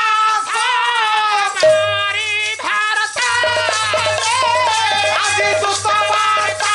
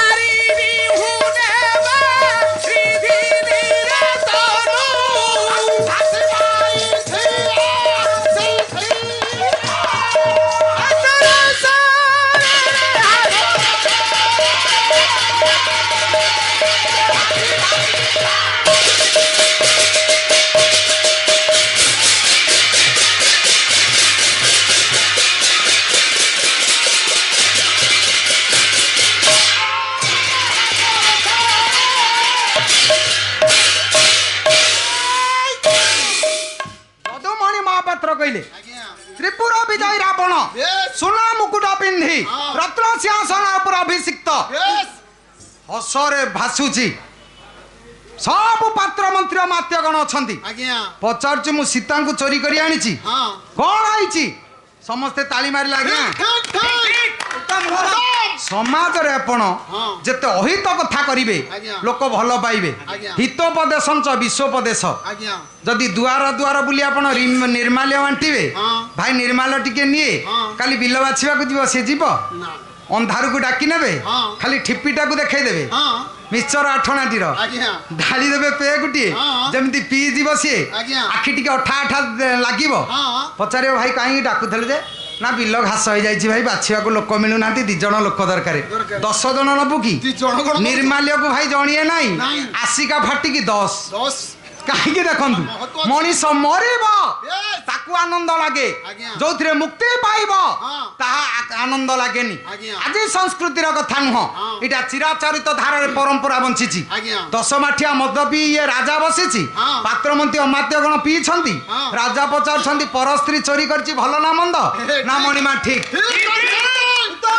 ସମାଜରେ ଆଜ୍ଞା ଯିଏ ନାରୀ କି ସମ୍ମାନ ଦେଇ ଶିଖିନି, ସମାଜରେ ତାର ସମ୍ମାନ ନାହିଁ କି ସେ ବଞ୍ଚିବନି। ଆଜ୍ଞା ରାବଣ ଦେଖନ୍ତୁ, ହଁ। ଦୁର୍ଯ୍ୟୋଧନ ଦେଖନ୍ତୁ, ହଁ। କଂସ ଦେଖନ୍ତୁ, Yes. ମହିଷାସୁର ଦେଖନ୍ତୁ, ହଁ। ଯାହାକୁ ଦେଖିବେ ଆଜ୍ଞା। ଯିଏ ନାରୀ କି ସମ୍ମାନ ଦେଇ ଶିଖିନି ହଁ। ସେ ସମାଜରେ ବଞ୍ଚି ପାରିବନି, ନାଇଁ। ମୃତ୍ୟୁ ଅନିବାର୍ଯ୍ୟ। Yes. ସେଦିନ କହିଲେ, ସମସ୍ତେ କହିଲେ ଠିକ। ଠିକ୍ ତ ସେତିକି ବେଳେ ହଁ। ଦୂତ ଯାଇ ସଭାରେ ଜଣେଇଲା, ମଣିମା ହଁ ଘୋର ବିପତ୍ତି ପଡିଲା। କଣ? ଆରେ କଣ ହେଲା? ପୂର୍ବ ଦେବତା ସର୍ବରୀ ଭର୍ତ୍ତା ଆଗେ ଦୂତ ବାର୍ତ୍ତା କଲା। ପ୍ରକାଶ ପୂର୍ବ ଦେବତା, ପୂର୍ବ ଦେବତା। ଦେବତା ମାନଙ୍କର ପୂର୍ବ, ଆଜ୍ଞା। ରାକ୍ଷସ ମାନେ ହଁ। ଦେବତା ମାନଙ୍କର ବଡ ଭାଇ। ଆଜ୍ଞା କହିଲେ ଦେବ ତ ସର୍ବରୀ ଭର୍ତ୍ତା, ଆଜ୍ଞା। ସର୍ବରୀ ରାତ୍ରି, ହଁ। ଭର୍ତ୍ତା କହିଲେ ସ୍ୱାମୀ, ଆଜ୍ଞା। ରାତ୍ରିର ସ୍ୱାମୀ ଚନ୍ଦ୍ର, ବେଶ। ଅସୁର କୁଳର ଚନ୍ଦ୍ର, ହଁ। ରାବଣ ଆଗେ ହଁ। ଦୂତ ହଁ। ବାର୍ତ୍ତା ପ୍ରକାଶ କଲା। ହଁ। ହେ ମଣିମା, ହଁ। ଅଶୋକ ବନ ଭିତରେ ହଁ। ଶୋକ ଅବସ୍ଥାରେ ଥିବା ହଁ। ବହୁଟିର ହଁ। ବନ୍ଧୁ କି ସ୍ୱାମୀ ହଁ। ସିନ୍ଧୁ କୂଳରେ ଆସି ପହଞ୍ଚିଲେଣି। ପହଞ୍ଚିଗଲାଣି ଆଉ ଭାଲୁ ମାଙ୍କଡ ଧରି ହଁ। ରାମ ଆସି ପହଞ୍ଚିଲେଣି। ଆଜ୍ଞା ଆଜ୍ଞା କାହିଁକି ରେ? ଏ ଯୁଦ୍ଧ କହିଲେ ଯୁଦ୍ଧ କରିବାକୁ ଆସି ପହଞ୍ଚିଛନ୍ତି। ଆଜ୍ଞା। ଯୁଦ୍ଧ ହଁ, ହଁ। କାହା ସାଙ୍ଗରେ? ଆମ ସାଥିରେ ନା ତା ସ୍ତ୍ରୀ କି ଯୋଉ ଚୋରି କରି ଆଣିଛ, ହଁ। ସେ ଖାଲି ବାହା କାମୁଡି ପକଉଛନ୍ତି ଭାଲୁ ମାଙ୍କଡ। ଦେଇ ପଡୁଛନ୍ତି ହାସ ରସରେ ଭାସି ଭାସିଲା ଦଶଗ୍ରୀବ। ହଁ। ଦଶଗ୍ରୀବ ରାବଣ ହଁ। ହାସ ରସରେ ଭାସିଲା, ହଁ। ହସ ରୂପକ ସମୁଦ୍ରରେ ଆଜ୍ଞା। ଭାସିଲା। ଆଉ ଆପଣ ଦେଖିବେ, କଣ? ଯୋଉ ଲୋକ ହଁ। ଶତ୍ରୁକୁ ଦୁର୍ବଳ ମନେ କରିବ, ଆଜ୍ଞା। ସମାଜରେ ସିଏ ମରିବ। ଇଏ ବିଚାର କରୁଛି, ହଁ। କହିଲା "ହେ, ମୂର୍ଖ, ସେ ଯୁଦ୍ଧ କରିବାକୁ ଆସିନି ରେ। ଆଉ କୁଆଡେ? ତା ସ୍ତ୍ରୀ କି ଯୋଉ ଚୋରି କରି ମୁଁ ଆଣିଛି, ହଁ। ସେ ତ ମୋ କବଳରୁ ରକ୍ଷା କରିପାରିବନି। ହଁ। ତେଣୁ ବାରିଧିନୀରେ ହଁ। ତନୁ ଧାସିବା ଇଚ୍ଛା ଆସିଥିବ, ଆସିଥିବ ଆଉ। ସମୁଦ୍ରରେ ଆତ୍ମହତ୍ୟା କରିବାକୁ ଆସିଛି। ଉଦ୍ଧାର କରିବାକୁ ସମସ୍ତେ ତାଳି ମାରିଲେ, ମଣିମା ଏଇଟା ଠିକ। ଏଇଟା ଠିକ୍। କିନ୍ତୁ ବିଭୀଷଣ ଛିଡା ହେଲା, କହିଲା ଭାଇ ମୋର ଅବାଟକୁ ପଳେଇବ। ଆଜ୍ଞା କିରେ ଏମାନେ ଥିଲେ କଣ ଅଛି, ହଁ। ଇଏ ଖାଇବେ ହଁ କରିବେ, ହଁ। କିନ୍ତୁ ଭାଇ ଭାଇ ନା ଆଉ ଭାଇ, ଭାଇ। ସଂସାରେ ଭାଇ। ବିଭୀଷଣ ସେଦିନ ଛିଡା ହେଲା, ଆଜ୍ଞା। ସଭାରେ ଯେତେବେଳେ ହାତ ଯୋଡି ଛିଡା ହେଲେ, କହିଲେ ବିଭୀଷଣ ଆଜ୍ଞା। ତୁ କାହିଁ ଛିଡା ହେଇଛୁ ରେ? ମତେ କହିବେ ଆଜ୍ଞା କହିଲେ ଭାଇ ଏବେ ବି ସମୟ ଅଛି, ହଁ। ଆପଣ ହଁ। ମା ସୀତାଙ୍କୁ ନେଇ ହଁ। ରାମଙ୍କ ପାଦ ତଳେ ଛାଡି ଦେଇ ଆସନ୍ତୁ, ହଁ। ଶରଣ ପଶନ୍ତୁ, ଉଦ୍ଧାର ହେବେ ଉଦ୍ଧାର ପାଇବେ। ଆଜ୍ଞା ଆଜ୍ଞା ରାବଣ ରାଗିଲା ଆଉ କହିଲା, କିରେ ସମସ୍ତେ ମତେ କହୁଛନ୍ତି ଭଲ, ହଁ। ଇଏ କଣ ବିରୁଦ୍ଧାଚରଣ କଲାଣି? ମୋ ଭାଇ ନା ଇଏ ଶତ୍ରୁ? ଭାଇ, ଭାଇ। ସେଇଠି ହଁ। ଯଦୁମଣି ସାହିତ୍ୟ ଆଜ୍ଞା। ଆଉ ଗୋଟାଏ ପଦ ଛାନ୍ଦ, ଆଜ୍ଞା। କହିଲେ କେଶରୀ ଗର୍ଭୁ ଭାବି ଶିବରେ ପାରେ ଆରେ ଶିବରେ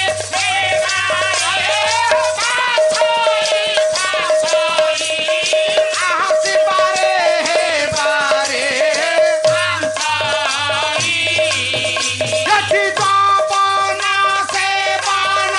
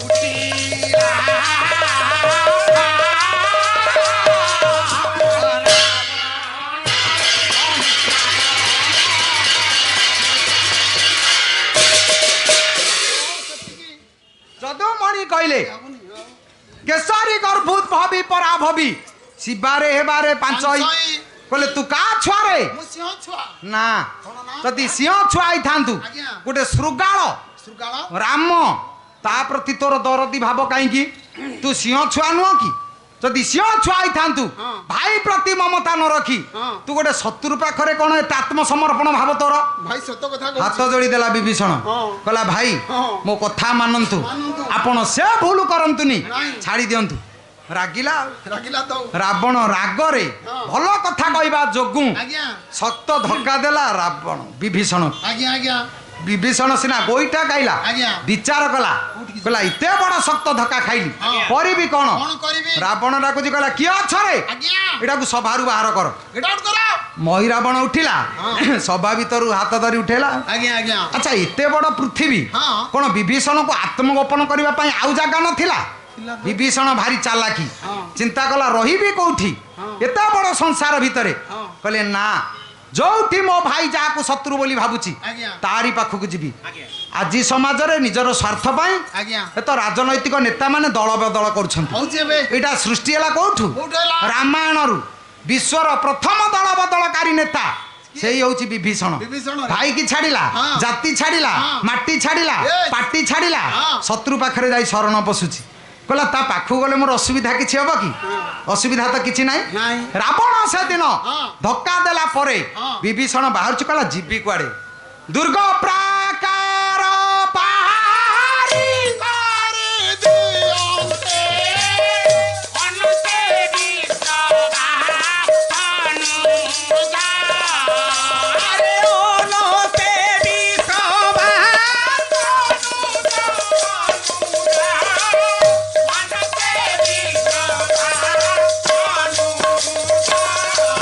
ସତରହି ଚାହିଁଲା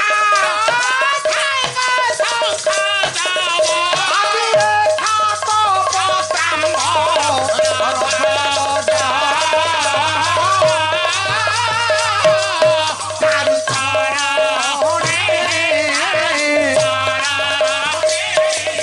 ମୁଁ ଶରଣ ବସିବି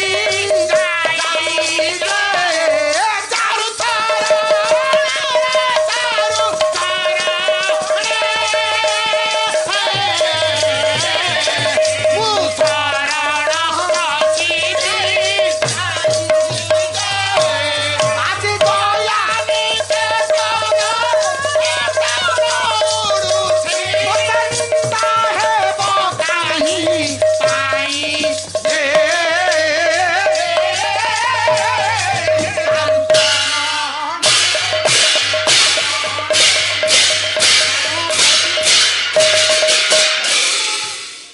ବିଭୀଷଣ ବିଚାର କରୁଛି ହଁ ଦୁର୍ଗ ପ୍ରାକାର ପାରି କରି ଦିଅନ୍ତେ ଅନନ୍ତେ ବିଶ୍ର ବା କୁମର ଆଜ୍ଞା ବିଶ୍ର ଋଷିଙ୍କ ପୁଅ ବିଭୀଷଣ ଆକାଶ ମାର୍ଗରେ ଯାଉଛି ଆଜ୍ଞା। ବିଚାର କରୁଛି ଯିବି କୋଉଠିକି କୋଉଠିକି ଯିବି ତା ପାଖକୁ ଯଦି ଯିବି ହଁ। ନିନ୍ଦା ହବ କି କି?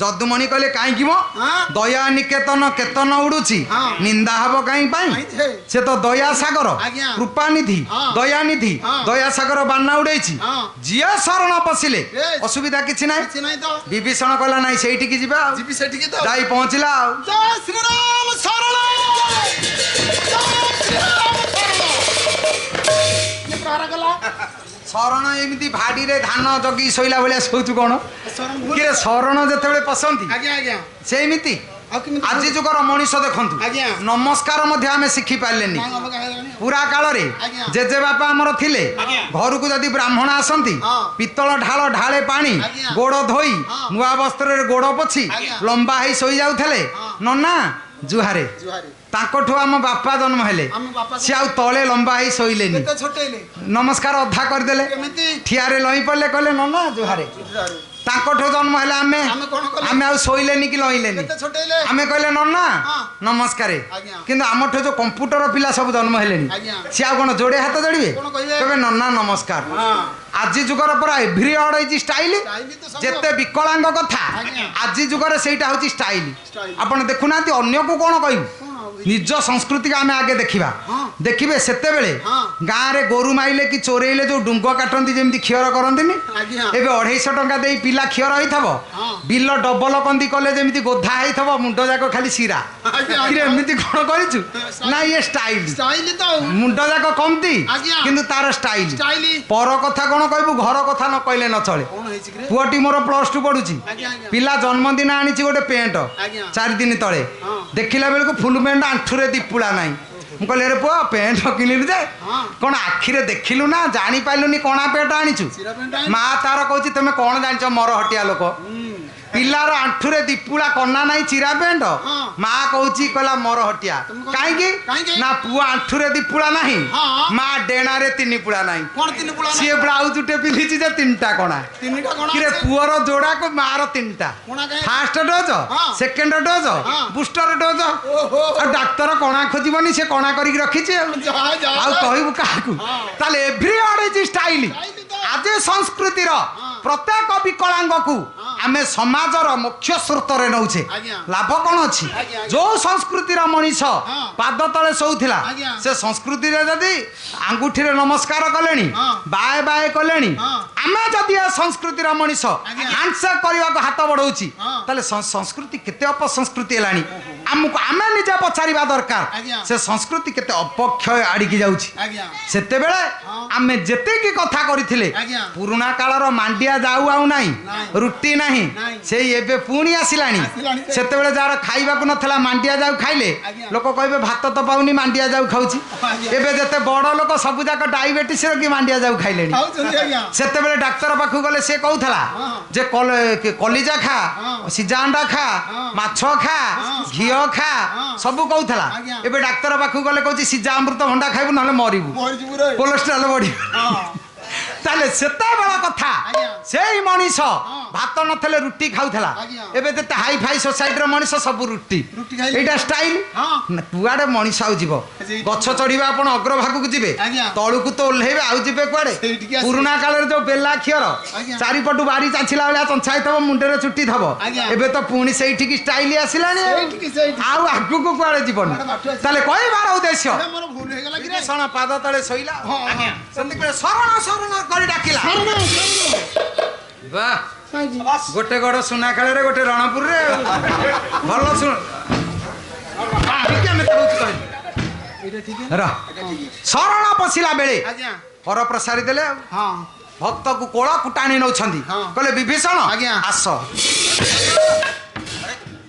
ନାଇଁ ନା ଆପଣ ରାମ ନା କଣ ଏମିତି ଧକ୍କା ମାରୁଛନ୍ତି କଣ ରାମ। କି କଣ କଣ ରହିବ ବିଭୀଷଣକୁ ଯେତେବେଳେ କୋଳକୁ ଆଣିଲେ ଆଜ୍ଞା କୋଳକୁ ଆଣିଲେ ବିଭୀଷଣ ଭକ୍ତକୁ ହଁ। ଯେତେବେଳେ ଶ୍ରଦ୍ଧାରେ ପ୍ରଭୁ ନିଅନ୍ତି ଆଜ୍ଞା। ସିଏ ହାତ ଯୋଡି ହଁ। ନମ୍ର ଭାବରେ ଯାଆନ୍ତି ହଁ। ନା ତୁ ଗରୁଡ ଖମ୍ବକୁ କୁଣ୍ଢେଇଲା ଭଳିଆ କୁଣ୍ଢଉଛୁ ପୁଣି ଭୁଲ ହେଇଯାଉଛି ରେ ରହ। ହଁ। ସେଇଠି ଯେତେବେଳେ ଆଜ୍ଞା କୋଳକୁ ଟାଣି ନେଇଛନ୍ତି ଆଜ୍ଞା କହିଲେ ବିଭୀଷଣ ଆଜ୍ଞା ତମେ ଏଠିକି ଆସିଲ କାହିଁକି ତମ ପାଟିରେ ମିଶିବା ପାଇଁ କି ଆମ ସାଙ୍ଗରେ ରହିବ ଆଜ୍ଞା ଆଜ୍ଞା ଭାଇକି ଛାଡ଼ିଲ ଛାଡ଼ିଦେଲି ମାଟି ଛାଡ଼ିଦେଲ ଛାଡ଼ିଲି। ଜାତି ଛାଡ଼ିଦେଲ ଛାଡ଼ିଲି। ଆମ ପାଖକୁ କାହିଁକି ଆସିଲ ତମ ପାଟିରେ ମିଶିବି ଆଉ କହିଲେ ପ୍ରଭୁ ହଁ ଆପଣଙ୍କ ପାଖରେ ମୁଁ ଶରଣ ପଶିବି ପଶିବି ଆଉ ଠିକ ଅଛି ହଁ।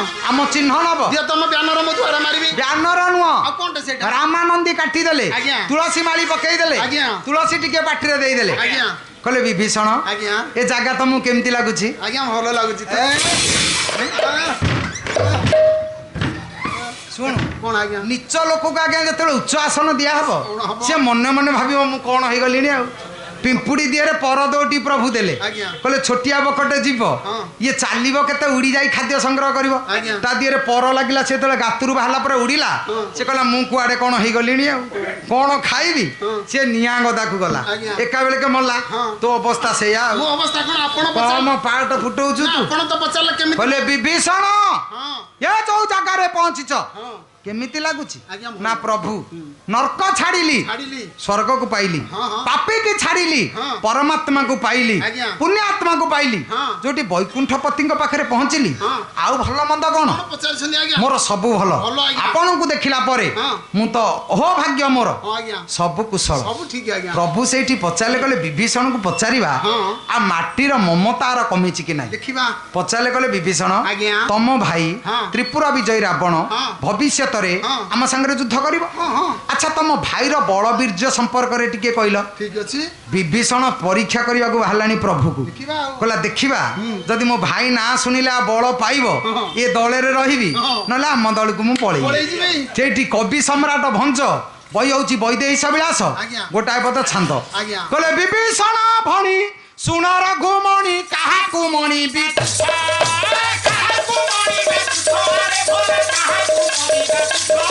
ये ब्रह्मांड एक एक जिणी पारंती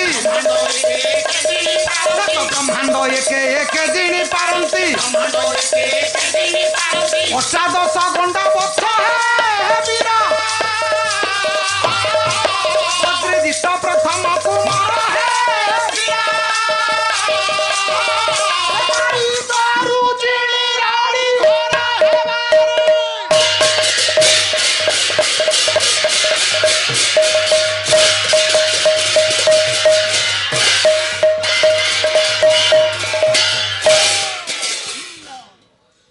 कवि सम्राट भंज कहले आज्ञा। विभीषण हाथ जोड़ी देले कहले हे प्रभु मो भाईर बलबीर्य कथा कौन कहबी 18 गंडा पुओ आज्ञा ब्रह्मांड एक एक जिणी पारंती बेस जी जीव सी ब्रह्मांड जिणीब आज्ञा ता बड़ पुओ हूँ इंद्रजित आज्ञा। इंद्र को बांधी आनी दुआरे माड़ देला जन्म है बेले गोटे रड़ी कला आज्ञा। आवर्तक संवर्तक द्रोण पुष्कर हाँ। चारि मेघ मिशी Yes। एकत्रित रड़ी कले हाँ। रड़ीटा जेतिकी हाँ। ता जन्म बेल रड़ीटा सेतिकी सेतिकी रड़ी। ता ना हूँ मेघनाद आज्ञा। आउ कौन कहबी शत्रुर प्रशंसा शुणवाकू आज्ञा। जे योद्धा हाँ। से भल पाइबनी ना भल पाइबनी। मुहरे हाथ देदेले हाँ, हाँ। कहले विभीषण आज्ञा। तमे जेतिकी कहला सेतिकी हाँ। आम कथा टिके शुण कहले प्रभु आपण कौन कहबे कौन कहबे? ना तम भाईर बलबीर्य कथा कहले तो हाँ। मो कथा टिके शुणिबनी एटी गोटिए पाखरे छिड़ा हेले वकील आपण मानकर कवि सम्राट भंज आज्ञा। आ ओडिशा माटी रे हाँ। भंजंकर उत्तर दबाकू हाँ। आउ कवि केही नाहंती ताले देबे किए? किंतु जणे जवाब देइछंती से एई माटीर गर्व गौरव Yes। आपण मानकर घंट कवि जदुमणि महापात्र आज्ञा। जदुमणि कहले भंज हाँ। तमे गोटिए पाखरे छिड़ा हेलो Yes। भंज लेखिले हाँ। विभीषण कहिले हाँ। राम शुणिले शुणिले। एठी कहिबे जदुमणि हाँ। शुणिबे विभीषण हाँ। कहिबे राम राम भंज जदुमणि हाँ। राघव विलास वैदेहीश विलास Yes। जदुमणि भंज हाँ। राम विभीषण जोड़िए वकील हाँ। जोड़िए काव्य हाँ। जोड़िए कवि हाँ। ये दी जनक भीतर लड़े लागिला। एटी भंज जदुमणि हाँ। जुक्ति तर्क आरंभ है आज्ञा। जदुमणि कहले भंज हाँ। मो कथा टिके शुण एटी विभीषण कहिले राम शुणिले आज्ञा। एटी राम कहिबे हाँ। विभीषण शुणिबे शुणिदेव। कहले शुणि रघुमणि भणिले रणरे जानिबा वीरेन्द्र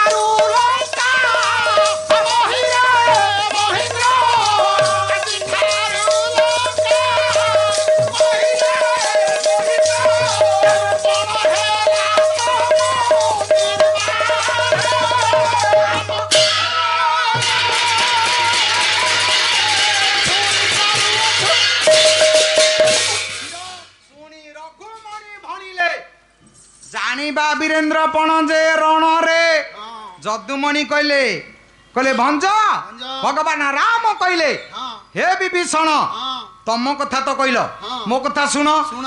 जानिबा वीरेन्द्र पण रणरे ଯୁଦ୍ଧରେ ଜଣା ପଡିବ ନା ଏବେ କହିବାରେ କଣ ଅଛି କଣ ମୂଲ୍ୟ ଅଛି କିଏ କାଡେ ବଳୁଆ Yes. ସେଇଦିନ ଜଣା ପଡିବ ହଁ ହଁ ଆଶ୍ଚର୍ଯ୍ୟ ବିଭୀଷଣ ଚାହିଁଲେ ଆଉ ଚାହିଁଲେ ତ କହିଲେ କଣ ଇଏ ଏଡେ ବଳୁଆ କହୁଛି। କହିଲେ ବେଶୀ ନାହିଁ ହଁ। ଏକା ବାଣକେ ହଁ। ପ୍ରାଣପତି କତିରେ ପ୍ରାଣ ହବ ସମର୍ପଣ ସମର୍ପଣ। ପ୍ରାଣପତି ଜମ ବାସ୍। ଜମ ପାଖରେ ଗୋଟିଏ ବାଣରୁ ଯୋଡିଏ ବାଣ ଲଗେଇବନି 18 ଗଣ୍ଡା ପୁଅକୁ ଆଜ୍ଞା। ଜମ ପାଖକୁ ପଠେଇଦେବି ଗୋଟିଏ ବାଣରେ ବିଭୀଷଣ କହିଲେ ହଁ ବେଳ ପଡିଲେ ମଣିଷ ଏମିତି ବାହାଦୁରୀ ମାରି କଥା କହେ ଆଉ କହି ପକାଏ ସନ୍ଦେହ ଆଖିଟା ଆଜ୍ଞା ଜଣା ପଡିବନି ଜଣା ପଡିବ ଆମେ ପାଲା ଗାଉଛୁ ଆଜ୍ଞା। ପାଲା ଗାଇଲା ବେଳେ ହଁ। ଯଦି କାଟ ଘୋଟ ଠିକ ହେଇଗଲା ହଁ। 60 ବର୍ଷର 70 ବର୍ଷର ପାଲା ଦେଖାଳି ଲୋକ ଆଜ୍ଞା। 80 ବର୍ଷର ବୁଢା ବସିଥବ ହଁ, ହଁ। ଯଦି ଠିକ ଘୋଟ ହେଇଗଲା ହଁ। ପାଖ ବୁଢା ବସିଥବ ତାକୁ ଟିକେ ହାତ ମାରିଦେଇ ଆମେ ଜାଣିବୁ ଭଲ ହଉଛି ହଁ। ଆମେ ତାକେ ଅନେକ କହିବୁ ମଉସା କେମିତି ଲାଗୁଛି ଅମକ ସମକ ଆଚ୍ଛା ଯଦି କାଟ ଖସିଗଲା ଆଜ୍ଞା। ବୁଢା ତ କୋଉ କାଳର ମୂଷା ପୁରୁଣା ପାଲା ଦେଖାଳି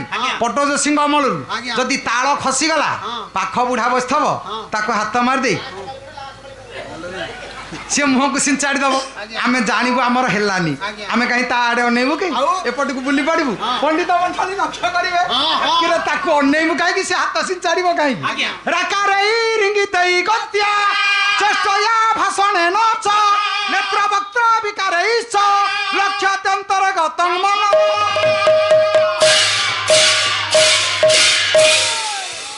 ବୋଲେ ମଣିଷର ମୁହଁଟା ହଉଛି ଆଜ୍ଞା ସୂଚୀପତ୍ର ଆଜ୍ଞା ବହିରେ କେତେଟା ବିଷୟ ଅଛି ବହିଟାକୁ ଆପଣ ଖୋଲିବା ଦରକାର ନାହିଁ ନାହିଁ। ସୂଚୀପତ୍ର ଖୋଲିଦେଲେ ଆପଣ ଜାଣିଦେବେ ବିଷୟ ଜାଣିଦେବେ ତ। ମଣିଷର ମୁହଁ ସେମିତି ସୂଚୀପତ୍ର ହଁ। ମଣିଷ ଭଲରେ ଅଛି କି ମନ୍ଦରେ ଅଛି ଆଜ୍ଞା। ତା ମୁହଁ ଦେଖିଦେଲେ ଆଜ୍ଞା ଜଣା ପଡିବନି ଆଉ ଆଗକୁ ଯିବା ଦରକାର କଣ ସେଇଠି ଯେତେବେଳେ ରାମ ଦେଖିଲେ କହିଲେ ଏତେ କଥା ମୁଁ କହିଲିନି ହଁ କିନ୍ତୁ ବିଭୀଷଣ ଖୁସି ହଉନି ନା ସନ୍ଦେହ ହଉଛି କି କି? କହିଲେ ହେ ବିଭୀଷଣ ହଁ। ଯଦି ଏ କଥା ତମକୁ ସନ୍ଦେହ ଲାଗୁଛି ହଁ। ଆମ କମାଣ ଛୁଇଁ କରୁଅଛୁ ପ୍ରମାଣ ପ୍ରମାଣ। ମୁଁ ଧନୁ ଛୁଇଁ ହଁ। ନିୟମ କରି କହୁଛି ହଁ ଏ କଥା ସତ୍ୟ ସତ୍ୟ ଆଚ୍ଛା ଧନୁ ଆଜ୍ଞା ରାମ କାହିଁକି ଛୁଇଁଲେ ବାପା ରାଣ ପକେଇଲେନି ହଁ। ମା ରାଣ ପକେଇଲେନି କାହିଁ ମୁଣ୍ଡ ଛୁଇଁଲେନି ହଁ ଧନୁ ଛୁଇଁଲେ କାହିଁକି ଏଟା କାହିଁ ଛୁଇଁଲେ ନା ଏଇଠି ଓଡିଆ ସାହିତ୍ୟ ଭିତରେ ଆଜ୍ଞା। ଯଦୁମଣି ଟିକେ ତର୍କ ରଖିଲେ ତର୍କଟା କାହିଁକି ରଖିଛନ୍ତି କାହିଁକି? ଆପଣ ଦେଖନ୍ତୁ ସିଏ କହିଲେ ଯେ ଆପଣ ଧରନ୍ତୁ ମାଛ କିଣିବାକୁ ଯାଇଛନ୍ତି ବଜାରକୁ ଆଜ୍ଞା ଭାଇ ଚିଙ୍ଗୁଡି କିଲୋ କେତେ ନା 450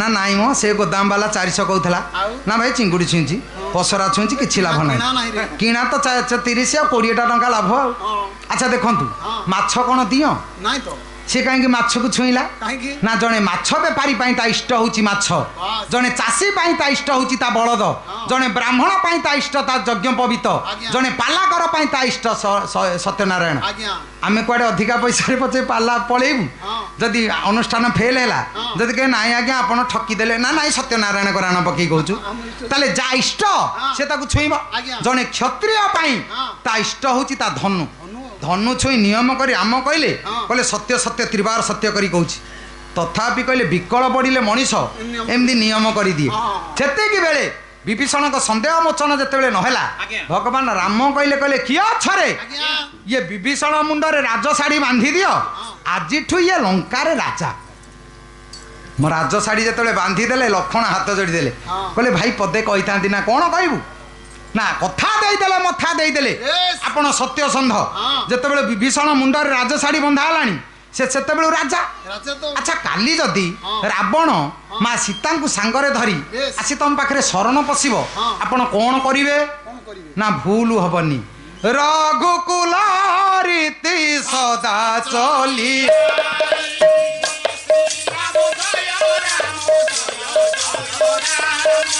ହଉ ରଘୁକୁଲ ରୀତି ସଦା ଚଲିଆଇ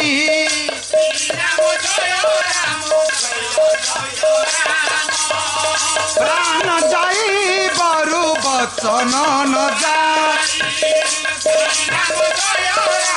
ରଘୁକୁଳର ରୀତି ପ୍ରାଣ ପଛେ ଯିବ ବଚନ ରହିବ ବୁଝିପାରିଲିନି ଭାଇ ନା ବିଭୀଷଣକୁ ରାଜ୍ୟ ଦେଲା ବେଳୁ ସେ ଲଙ୍କାରେ ରାଜା ରାଜା ଯଦି ଶରଣ ପଶିବ ରାବଣ ମୁଁ ଜାଣିବି ବିଧାତା ମୋ କପାଳରେ ସାରା ଜୀବନ ବନବାସ ଯୋଗ ଲେଖିଛି ମୁଁ ପଛକେ ଅଯୋଧ୍ୟାଟା ରାବଣକୁ ଦେଇଦେବି କିନ୍ତୁ କଥା ପରିବର୍ତ୍ତନ ହବନି ହବନି ଆଉ ସେତିକି ବେଳେ ବିଭୀଷଣ କହିଲା ବା ଯେ ନିଜ ରାଜ୍ୟଟା ଅନ୍ୟକୁ ଦବାକୁ କହୁଛି ୟା ପାଟି ଛାଡ଼ିବାନି ନାଇଁ, ଏଇଟା ବଢିଆ ପାଟି ତେଣୁ ବିଭୀଷଣ ସେଦିନ ଆଜ୍ଞା କହିଲା ରାବଣ ମାନିଲାନି ଆଜ୍ଞା ଦଶାନନ ମଲା ମଲା ସେଦିନ ବିଦୁର କହିଲା ଦୁର୍ଯ୍ୟୋଧନ ମାନିଲାନି ଦୁର୍ଯ୍ୟୋଧନ ମଲା ମଲା ତାହେଲେ ଯୋଡ଼ିଏ ଦ ଦେଖିଲେ ଆଜ୍ଞା। ଯୋଡ଼ିଏ ସ ଦେଖିଲେ ହଁ। ଯୋଡ଼ିଏ ବ ଦେଖିଲେ ଆଜ୍ଞା। ଯୋଡ଼ିଏ ଭାଇ ଦେଖିବା ଭାଇ ଭାଇ ଏ ଭାଇ ଯୋଡ଼ିକ କିଏ ସେ କିଏ ସେ ଆଜ୍ଞା? ରାମାୟଣରେ ଗୋଟିଏ ଭାଇ ମହାଭାରତରେ ଗୋଟିଏ ଭାଇ ଆଜ୍ଞା ରାମାୟଣର ଭାଇ ଆପଣଙ୍କର ଭରତ 14 ବର୍ଷ ରାମ ଜଙ୍ଗଲକୁ ଯିବେ ଆଜ୍ଞା ସେଦିନ ଭରତ ମାମୁଁ ଘରୁ ଆସି ଯେତେବେଳେ ପହଞ୍ଚିଛନ୍ତି ଆଜ୍ଞା। ପଚାରିଦେଲେ କହିଲେ ମା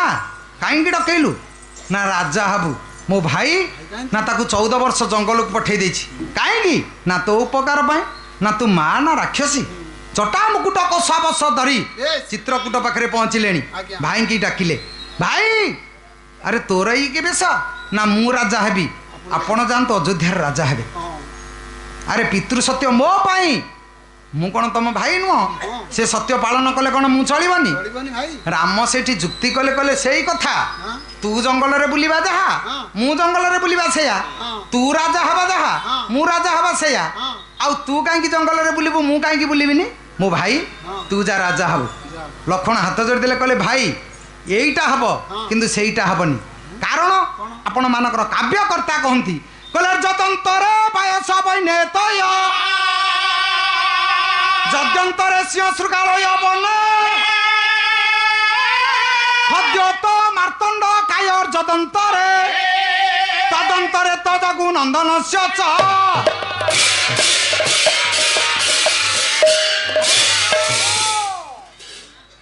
ଯଦନ୍ତରେ ବୟସ ବୈନେତୟ କାଉ ଆଉ ଗରୁଡ଼ ଗରୁଡ଼। ଜାତି ଏକା ଆଜ୍ଞା। ଚଞ୍ଚୁ ଅଛି ହଁ। ଡେଣା ଅଛି ଅଛି ଯଦି କାଉ କହିବ ମୁଁ ଗରୁଡ଼ ହେବି ହବ କେମିତି ନାଇଁ ହବ ସିଏ ଜିଅନ୍ତା ସାପ ଖାଇଲା ବେଳେ ଇଏ ମଲା ସାପ ଖାଉଛି ତେଣୁ କାଉ ଗରୁଡ଼ ହେବାକୁ ଚେଷ୍ଟା କଲେ କ'ଣ ହବ ହବନି ସିଂହ ଶୃଗାଳୟ ବନେ ବନେ। ଜଙ୍ଗଲରେ ସିଂହ ଅଛି ଶୃଗାଳ ଅଛି ଆଜ୍ଞା। ତାର 4ଟା ଗୋଡ଼ ଆଜ୍ଞା। ଆର 4ଟା ଗୋଡ଼ ହଁ। ସିଏ ଖାଉଛି ମାଉଁସ ଇଏ ଖାଉଛି ମାଉଁସ ମାଉଁସ। ଯଦି ସିଂହ ହେବାକୁ କହିବ ଶୃଗାଳ ସେଇଟା କେମିତି ହବ ହବନି କିରେ ସିଏ ଗଜ ମୁଣ୍ଡ ବିଦାରଣ କରି ଆଜ୍ଞା। ଗଜମୁକ୍ତା ଖାଇଲା ବେଳେ ହଁ। 50ଟା ମାଉଁସ ବିଲୁଆ ଖାଉଛି ବିଲୁଆ ଖାଇନି। ତେଣୁ ଇଏ ରାଜା ହବ କେମିତି ହବନି। ଖଦ୍ୟ ତ ମାର୍ତ୍ତଣ୍ଡ କାୟର ଯଦନ୍ତରେ ଖଦ୍ୟ ତ ଜୁଳି ଜୁଳିଆ ଆଜ୍ଞା। ମାର୍ତ୍ତଣ୍ଡ ସୂର୍ଯ୍ୟ ଆଜ୍ଞା। ଯଦି କହିବ ସୂର୍ଯ୍ୟ ଆଲୁଅ ଦଉଛନ୍ତି ମୁଁ ଜୁଳି ଜୁଳିଆ ଆଲୁଅ ଦଉଛି ମୁଁ କାହିଁକି ସୂର୍ଯ୍ୟ ନ ହେବି ହବ ସେଇଟା କେମିତି ହବ ହବନି। ସୂର୍ଯ୍ୟ ଉଦୟ ହେଲେ ଆଜ୍ଞା। ଅନ୍ଧାର ହଟୁଛି ହଁ। ଲକ୍ଷ୍ୟ ଜୁଳି ଜୁଳିଆ ଉଡ଼ିଲେ କ'ଣ ଅନ୍ଧାର ହଟିବ ନା ତାହେଲେ ସିଏ କେମିତି ହବ ତଦନ୍ତରେ ତ ରଘୁନନ୍ଦନସ୍ୟ ଚହ ଭରତ କହିଲେ ଭାଇ ହଁ। ରାମ ରାମ ଭରତ ଭରତ ଭରତ। ଭରତ ହଜାର ଚେଷ୍ଟା କଲେ ବି ରାଜା ହେଇପାରିବନି ମୋ ଭାଇ ଆପଣ ନ ଯିବେ ପଛେ ମୁଁ ପ୍ରାଣ ବିସର୍ଜନ କରିବି ହଁ। କିନ୍ତୁ ମୁଁ ଅଯୋଧ୍ୟାକୁ ଫେରିବିନି ଫେରିବିନି ଆଉ ରାମ ହସିଦେଲେ କହିଲେ ଭରତ ହଁ। ଏତେ ଭଲ ପାଉଛୁ ବହୁତ ଭଲ ପାଏ। ଜୀବନ କହିଲେ ଦେଇଦେବି ହଁ। ନା ଏତେ ବଡ଼ କଥା ଦରକାର ନାହିଁ ନାଇଁ। ଯାହା କହିବି ମାନିବୁ ମାନିବି ମାନିବି କ'ଣ କହୁଛନ୍ତି କହୁନାହାନ୍ତି ଭଗବାନ ରାମ ସେଦିନ ପାଦର ପାଦୁକା ଦିଟା କାଢ଼ିଦେଲେ ଆଜ୍ଞା। କହିଲେ ଭରତ ନିଏ ରାଜ୍ୟ ଶାସନ କରିବୁ ସିଂହାସନରେ ପାଦୁକା ସ୍ଥାପନ କରି କିନ୍ତୁ ପିତୃ ସତ୍ୟ ପାଳନ ମୁଁ କରିବି ତୁ ଯା ଭରତ ଆଉ କଥା ଭାଙ୍ଗି ପାରିଲେନି ଭାଇଙ୍କ ପାଦୁକା ଦିଟା ମୁଣ୍ଡ ଉପରେ ଥୋଇଛନ୍ତି ଆଜ୍ଞା। ଆଖିରେ ଯୋଡ଼ିଏ ଧାର ଲୁହ ହାତ ଯୋଡ଼ି ଦେଲେ କହିଲେ ଭାଇ ଅଯୋଗ୍ୟଠୁ ଯୋଗ୍ୟ ସୃଷ୍ଟି ହେବନି ନା ଭଲଠୁ ଭଲ ସୃଷ୍ଟି ହେବା କଥା ମୋ ମା କୈକେୟୀ 14 ବର୍ଷ ତତେ ଜଙ୍ଗଲକୁ ପଠେଇଛି ତାରି ପୁଅ ଭରତ ମୁଁ ମୋ ମା ତ ମୁଣ୍ଡର ମୁକୁଟ ନେଇଗଲା ବେଳେ ବାସ୍ ପାଦରେ କଣ୍ଟକିତ ପଥରେ ବୁଲିବୁ ପାଦୁକା ଦିଟା ପିନ୍ଧିଥିଲୁ ମୋ ମା ମୁଣ୍ଡର ମୁକୁଟ ନେଇଗଲା ସୁନା ମୁକୁଟ ମୁଁ ତ ପାଦର ପାଦୁକା ନେଇଗଲି ଭରତ କହିଲେ ନାଇଁ ରେ ରାମ କହିଲେ ନାଇଁ ରେ ଭରତ ତୁ ପାଦୁକା ଦିଟା ନେଇଛୁ ଠିକ୍ କରିଛୁ କାହିଁକି ନା ତୁ ଜାଣିଛୁ ମୋ ଭାଇ ଯଦି ପାଦୁକା ପିନ୍ଧିବ କାଳେ କଣ୍ଟକିତ ପଥରେ ଚାଲିବ ତେଣୁ ପାଦର ପାଦୁକା ଦିଟା କାଢ଼ି ନେଲୁନି ଯେ ତୋ ଭାଇ ବାଟରେ ଯିବା ପାଇଁ ଇଏ ମାର୍ଗ ବତେଇ ଦେଲୁ ରାମଙ୍କ ଆଖିରେ ଲୁହ ଭରତ ଆଖିରେ ଲୁହ କୋଳକୁ ଚାପି ଧରିଛନ୍ତି ଭରତକୁ ଚାପି ଧରିଛନ୍ତି ଭରତ କହୁଛନ୍ତି ଭାଇ କେଡ଼େ ବଡ଼ ଭୁଲ ମୁଁ କରୁଛି ତୋ ପାଦର ପାଦୁକା ମୁଁ ନେଇଗଲି କହିଲେ ନା ଠିକ୍ କରିଛୁ ଏମିତି ଭାଇ ଜଗତରେ ଆଉ ମିଳିବେନି ଗୋଟେ ଭାଇ କହୁଛି ତୁ ରାଜ୍ୟ ନେଇଯା ଆଉ ଗୋଟେ ଭାଇ କହୁଛି ରାଜ୍ୟ ମୋର ନୁହଁ ରାଜ୍ୟ ହେଉଛି ତୋର ରାମାୟଣର ଭାଇ ଧନ ଫୋପାଡ଼ି ଦଉଛି ଧନ ଦରକାର ନାହିଁ ମୁକୁଟ ଫୋପାଡ଼ି ଦଉଛି ରାଜମୁକୁଟ ଦରକାର ନାହିଁ ରତ୍ନ ସିଂହାସନକୁ ଜଳାଞ୍ଜଳି ଦେଇ ଦଉଛି ସେ ସିଂହାସନ ମୋର ଦରକାର ନାହିଁ ରାମାୟଣର ଭାଇ ଭରତ ତ୍ୟାଗର ପ୍ରତୀକ ମୋର କିଛି ଦରକାର ନାହିଁ ପାଦୁକା ଦିଟା ମୁଣ୍ଡରେ ଥୋଇଛନ୍ତି ରାମଙ୍କ ମୁହଁକୁ ଚାହିଁଛନ୍ତି ଭରତ ଫେରୁଛନ୍ତି ଅଯୋଧ୍ୟାକୁ ନିରୁପାୟ ଦେଖନ୍ତୁ ପାଦ ପାଦୁକା ପାଇବା ଯାହିତାଇ କଥା ନା ନା ଜୀବନରେ କା ମୁଣ୍ଡକୁ ଦେଖନ୍ତୁନି ନା ସମସ୍ତେ ପାଦକୁ ଦେଖନ୍ତୁ ପାଦକୁ ଦେଖିଲେ ମଣିଷ ଜୀବନରେ ସଜାଡ଼ି ହେବ କା ମୁଣ୍ଡକୁ ଯଦି ଆପଣ ଦେଖିବେ ତାହେଲେ ଉଜୁଡ଼ି ଯିବେ ଆଜ୍ଞା। ସଜାଡ଼ି ହେଇପାରିବେନି ଇଏ ଜୀବନରେ ଯଦି ପୂର୍ବ ଜନ୍ମର ସୁକୃତ ନାହିଁ ପାଦ ପାଦୁକା ମିଳେନି ସତ୍ୟ ଯୁଗରେ ପାଦ ପାଇଲେ କିଏ ସିନା ବଳି ପାତାଳକୁ ଗଲେ ଆଜ୍ଞା ପାଦୁକା ପାଇଲେ ପ୍ରହ୍ଲାଦ ଆଜ୍ଞା। ସ୍ୱର୍ଗରେ ଇନ୍ଦ୍ର ହେଲେ ତ୍ରେତା ଯୁଗରେ ପାଦ ପାଇଲେ ଆପଣମାନଙ୍କର ଅହଲ୍ୟା ଉଦ୍ଧାର ହେଲେ ପାଦୁକା ପାଇଲେ ଭରତ ଆଜ୍ଞା। ରାଜ୍ୟ ଶାସନ କଲେ ଦ୍ୱାପର ଯୁଗରେ ପାଦ ପାଇଲା କୁବୁଜା ଆଠୁଟା କୁଜ ଭିଡ଼ି ସଳଖି ଦେଲେ ନା ହଁ ସରି ରହିଲା ହଁ, କିନ୍ତୁ ପାଦୁକା କଲେ ଉଦ୍ଧବ ତୁ ହିଁ ଚଳ ଆଉ ଆଶ୍ରମ ନାମେ ବଦ ପାଦ ଦେଇଦେଲେ ପାଦୁକା ପାଇଲେ ଉଦ୍ଧବ ଯାଇତାଇ କଥା କଳି ଯୁଗରେ ପାଦ ପାଇଲେ ଜାଗାଇ ମାଧାଇ ଆଜ୍ଞା। ଉଦ୍ଧାର ହେଇଗଲେ ହଁ। ପାଦୁକା ପାଇଲେ ବିଷ୍ଣୁପ୍ରିୟା ଆଜ୍ଞା। ଚୈତନ୍ୟଙ୍କ ସ୍ତ୍ରୀ ହଁ। ପଚାରିଲେ ତମେ ରାଜ୍ୟ ଛାଡ଼ିଦେବ ଆମେ ବଞ୍ଚିବୁ କେମିତି ନାଇଁ ପାଦୁକା ଦିଟା ପୂଜା କରିବ ପୂଜା କର। ଅଦ୍ୟାବଧି ଆଜ୍ଞା। ସେ ପାଦୁକା ଦିଟା ପୂଜା ହଉଛି ପାଦୁକା ପୂଜା ହଉଛି ଶ୍ରୀକ୍ଷେତ୍ରରେ ଆଜ୍ଞା। କାହିଁକି ଏ କଥା କହୁଛି ପାଦ ପାଦୁକା ଯାଇତାଇ କଥା ନୁହଁ ଆଜ୍ଞା। କିନ୍ତୁ ଆଜି ଯୁଗର ମଣିଷ ଆମେ ପାଦ ଦେଖୁନୁ କି ପାଦୁକା ଦେଖୁନୁ କୋଉ ପୁଅ କହୁ ଯେତିକି ଭାଇ ରଣପୁର ବଜାର ପାଲା କମିଟିରେ ଆଜ୍ଞା। ଯେତିକି ଆମେ ବସିଛେ ହଁ। ଆମେ ପାଲା ବାଲା ମଧ୍ୟ Yes। ଆମେ ଛାତିରେ ହାତ ମାରି କହିପାରିବୁନି ଆମ ବାପା ପାଦ ଧରି ଆମେ ସକାଳୁ ନମସ୍କାର କରୁ କାହିଁକି ଆଜି ସମାଜର ମଣିଷ ଆଜ୍ଞା। ବାପାକୁ ବୁଢା ଡାକିବ ହଁ। କେହି ବାପା କହିନି ନାଇଁ ବରଂ ସ୍ତ୍ରୀ କି କହିବେ ବୁଢା ଖାଇଲାଣି କିଲୋ ହଁ, ବୁଢା କହିବେ। ବୁଢୀ କୁଆଡେ ଯାଇଛି କିଲୋ ହଁ, ହଁ। କାହିଁକି ଆମେ ବାପାକୁ ଡାକିବା ବୁଢା ଆଜ୍ଞା। ମାକୁ ଡାକିବୁ ବୁଢୀ ହଁ। ଭାଇ କି କହିବୁ ଶଳା ହଁ। ଶଳାକୁ ଡାକିବୁ ଭାଇ ହଁ। ଶାଶୁକୁ ଡାକିବୁ ବୋଉ ହଁ। ଶ୍ୱଶୁରକୁ କହିବୁ ବାପା ହଁ। ସତେ ସଡ଼କ କାନ୍ଥରେ ବିଲ କିଣି ଦେଇଛି ହେ ହେ ଟଙ୍କା ଲକ୍ଷେ ଦେଇକି 3ଟା ଝିଅ ବାହା କଲା 3 ଲକ୍ଷ ଟଙ୍କା ନେଇଗଲାଣି ସିଏ ବ୍ୟବହାର ଶ୍ୱଶୁର ନେଇ କିନ୍ତୁ ଶ୍ୱଶୁରକୁ କଛା ମାରି ନମସ୍କାର କରିବା ଆଜ୍ଞା। ବୋପାକୁ 3 ମାସ ହେଲା ଭିନେ କରିଥିବା ଶାଶୁ ଲୁଗା ନେଇକି ଯିବା ଶାଶୁ ଘରକୁ ଆଜ୍ଞା। କିନ୍ତୁ ମା ଚିରା ଲୁଗା ପିନ୍ଧି ଗାଧେଇ ଯାଉଥିବ ହଁ। ଯଦି କହିବ ପୁଅ ଲୁଗା ଚିରି ଗଲାଣି ନା ଦରମା ମିଳିନି ଦେଖ ମା ଶାଢ଼ୀ ପାଇଁ ସର୍ଟ ପ୍ୟାଣ୍ଟ ସାର୍ଟ ଯିବ ହଁ। ଭଉଣୀ ପରୀକ୍ଷା ଦେବାକୁ ଚିରା ସାର୍ଟ ପିନ୍ଧି ଯିବ ଭାଇ ପାଇଁ ଲୁଙ୍ଗିଟେ କିଣିବାନି ହଁ। ଶଳା ପାଇଁ ଫୁଲ ପ୍ୟାଣ୍ଟ ସାର୍ଟ ପଠେଇବା ହଉଛି ଦିଅ। ଆଜିର ସଂସ୍କୃତିର ମଣିଷ Yes। ଆମେ ମଣିଷ ହଁ। ଅବାଟ କେତେ ବାଟ କେତେ ଆଜି ସମାଜରେ ଆମେ ଜାଣିନୁ ପାଲା ବାଲା ଜଣେ ଯଦି କୋଉ କୋଉ ଶଳା କହିଦେଲା ଆଜ୍ଞା। କାଲି ରଣପୁର ବଜାର କମିବ କପିବ ତ ନୟାଗଡ଼ରୁ ଗୋଟେ ଗାୟକ ଆଇଥିଲା ଶଳା କହିଲା ହେ ଦେଖନ୍ତୁ 2ଟି ଖଳନାୟକ ଓଡ଼ିଶା ମାଟିରେ ନାମୀ ଦାମୀ କଳାକାର କିଏ ସେ? ଜଣେ ଦୈତାରୀ ପଣ୍ଡା ଜଣେ ସଞ୍ଜୟ ଭୋଳ ଆଜ୍ଞା। ବର୍ଷକୁ ନେବେ 30 ଲକ୍ଷ ଟଙ୍କା 10 ମାସରେ 30 ଲକ୍ଷ ମାସକୁ ପଡ଼ିଲା 3 ଲକ୍ଷ ଆଜ୍ଞା। କାହିଁକି ଏ କଥା କହୁଛି କାହିଁକି? 5000 ଚେୟାର ପଡ଼ିଥିବ Yes। ଦଲି ଭୂଇଁଆ ହିରୋଇନ ହଁ। ବହେଲିଆନ ହଉଛି ସଞ୍ଜୟ ଭୋଳ ଆଜ୍ଞା। ସଞ୍ଜକୁ ଆସିବ ସଞ୍ଜୟ ଭୋଳ ବହି ହଁ।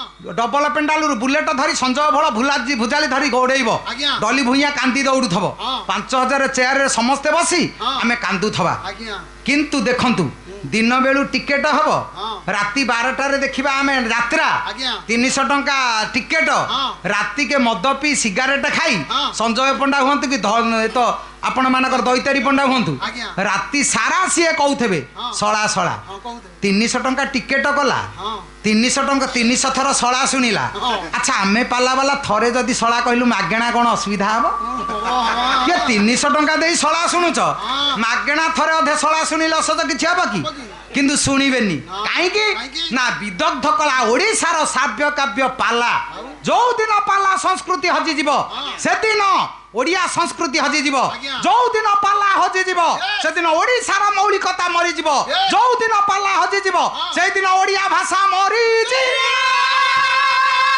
ବଞ୍ଚିଛି ଓଡ଼ିଆ ଭାଷା ବଞ୍ଚିଛି ପାଲାକାର ଜଣେ ଯଦି ବଞ୍ଚେଇବ ଏ ସଂସ୍କୃତିରେ ଓଡ଼ିଆ ଭାଷାକୁ ବଞ୍ଚେଇଛି ନହେଲେ ଇଏ ହଜି ଯାଆନ୍ତାଣି ଛାତ ଉପରେ କିଏ ହେଲେ ଛାତି ଦୁଲୁ ଦୁଲୁ କେହି ଦିଏଲୋ ତମ ବାରିଆଡେ ନୀତି ଯାଉଛି ତୋ ଭାଇକି ମିଠେଇ ଦଉଛି ରହ ରହ ତୋ ବୋଉକୁ କହୁଛି ସାହିତ୍ୟ ଦିଦି ରସିକିଆ ହିନ୍ଦୀ ମାଷ୍ଟର ଅଙ୍କୁରୁ ପେନ୍ଥା ଝିଅଟା ବାନା ଉଡ଼ିଗଲାରେ ଆଉ ଇଏ ଅଛି ଇଏ ସବୁ ହଜିଲା ଏବେ ବାକି ଚାଲିଛି ଗୁଆ ଘିଅ ହଁ ସେ ଗଲାଣି ଇଏ କେତେ ଦିନ ଦିନ ଇଏ ସବୁ ହଁ। ଇମିଟେସନ ଆଜ୍ଞା। ବାଦାମବାଡିରୁ ପିନ୍ଧିବେ ହଁ। ବରମୁଣ୍ଡାରେ ଓହ୍ଲେଇବେ ଆଜ୍ଞା। 30 କିଲୋମିଟର ବ୍ୟବଧାନରେ ହଁ। ସିଏ ଝାଉଁଳି ଯିବ ମଉଳି ଯିବ ଆଜ୍ଞା। କିନ୍ତୁ ସୁନା ଦି ଚିହ୍ନା ପିନ୍ଧିଦେବେ ଆପଣ ହଁ ସିଏ କଣ ମଉଳିବ ନା ହଜିବ କାହିଁକି ଏ କଥା କହୁଛି ଓଡ଼ିଆ ସଂସ୍କୃତି ଓଡ଼ିଆ ପରମ୍ପରା ଓଡ଼ିଆ ଭାଷା ଓଡ଼ିଆ ମାଟି ଓଡ଼ିଆର ରୀତି ନିୟମ ଇଏ ସ୍ୱତନ୍ତ୍ରତା ଭିତରେ ଗଢ଼ା ଆପଣ ତା କେବେ ହେଲେ ମନା କରିପାରିବେନି କାହିଁକି ଏ କଥା କହୁଛି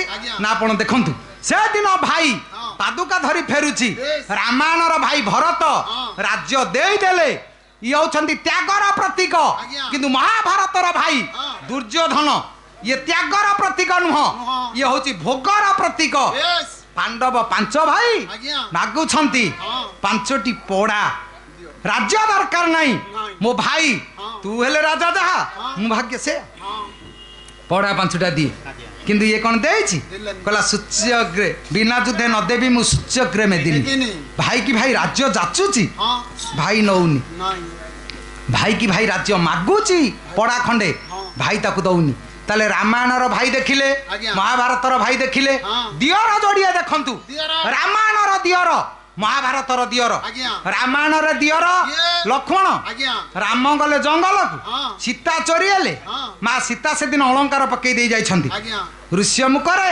ଅଳଙ୍କାର ପୁଡ଼ିଆ ଯେତେବେଳେ ହରେଇ ଦେଇଛନ୍ତି ସୁଗ୍ରୀବ ପ୍ରଭୁଙ୍କ ହାତରେ ହେ ମର୍ଯ୍ୟାଦାମନ୍ତ ପୁରୁଷ ଜଣେ ନାରୀ ଏଇ ଦିଗ ଦେଇ ଗଲା ବେଳେ ଏ ଅଳଙ୍କାର ପୁଡ଼ିଆ ପକେଇଛି ଅଳଙ୍କାର ପୁଡ଼ିଆଟାକୁ ଲକ୍ଷ୍ମଣ ହାତକୁ ଧରେଇ ଦେଲେ କହିଲେ ଲକ୍ଷ୍ମଣ ଦେଖିଲୁ ଏ ତ ଭାଉଜର ଅଳଙ୍କାର କି ନାହିଁ ଲକ୍ଷ୍ମଣ ସବୁ ଅଳଙ୍କାର କାଢ଼ି ଗୋଟି ଗୋଟି ଫିଙ୍ଗି ଦେଲେ ଯୋଡ଼ିଏ ଅଳଙ୍କାର ଟେକି ଧରିଛନ୍ତି ଆପଣମାନଙ୍କ ଅଧ୍ୟାତ୍ମ ରାମାୟଣ କବି ହେଲେ ଭଗବାନ ଦ୍ୱୈପାୟନ ବ୍ୟାସ କହିଲେ ନାହମ ଜାନାମି କେଉରମ ନାହମ ଜାନାମି କଙ୍କଣ ନୁପୁର ଚାବି ଜାନାମି ନିତ୍ୟ ପାଦ ବନ୍ଦନା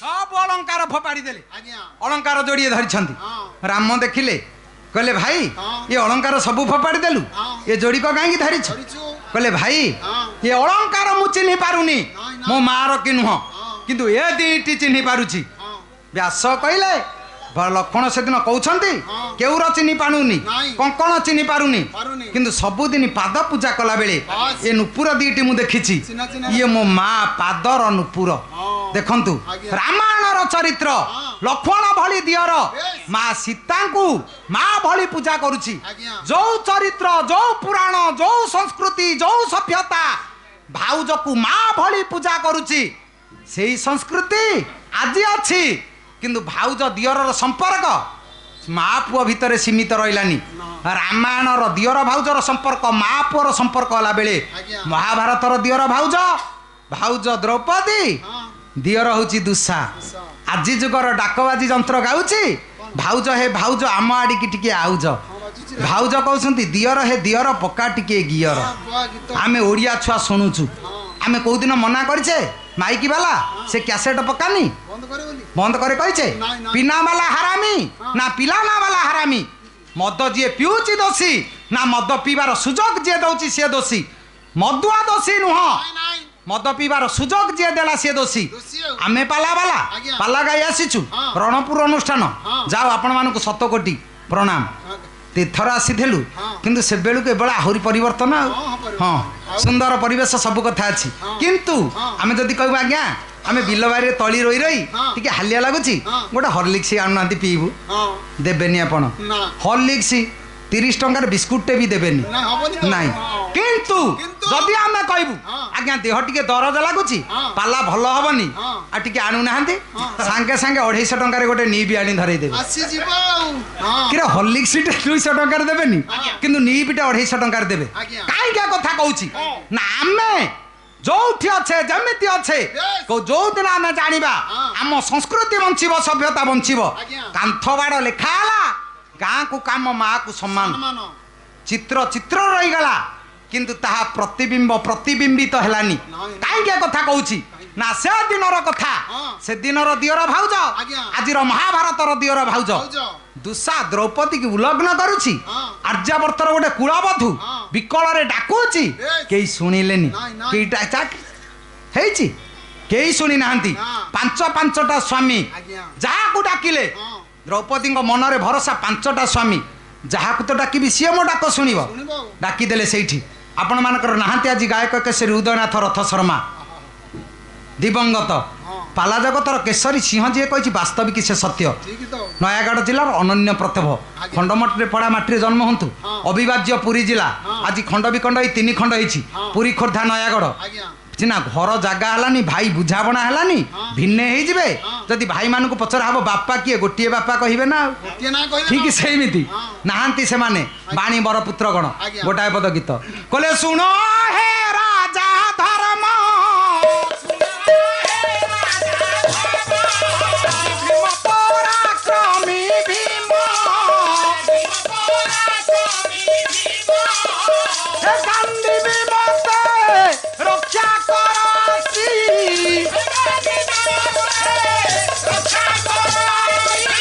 ତୁମେ ପରାଦିତି କୃଷ୍ଣ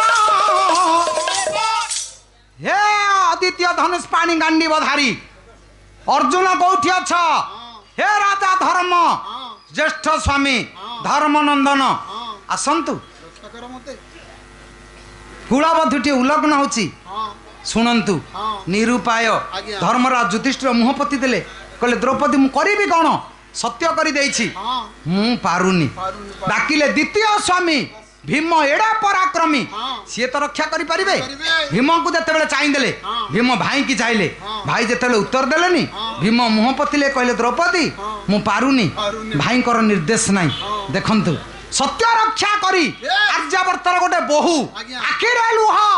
ଉଲଗ୍ନ ହଉଛି Yes। 5 ପାଣ୍ଟର ତା ସ୍ୱାମୀ ଥାଇ ଶୁଣିଲେନି କେହି ଶୁଣିଛି ହେ କାଣ୍ଡିବ ଧାରୀ ଅର୍ଜୁନ ହଁ। ମତେ ରକ୍ଷା କର କହିଲେ ମୁଁ ପାରୁନି ହଁ। କହିଲେ ବାରେ ପୁରୁଷ ଜାତି ଦେହ ଭୋକ ମୁଣ୍ଠେଇବା ପାଇଁ ହଁ ଯୋଉମାନେ ମାଂସକୁ ପୁଳା ପୁଳା କରି ବାଣ୍ଟି ଖାଇଛ ବାସ୍ ଆଜି ତାକୁ ରକ୍ଷା କେହି କରିପାରୁନ ହେ ନକୁ ହେ ସହଦେବ ନକୁଳ ତୁମେ ହୋଇଲ କି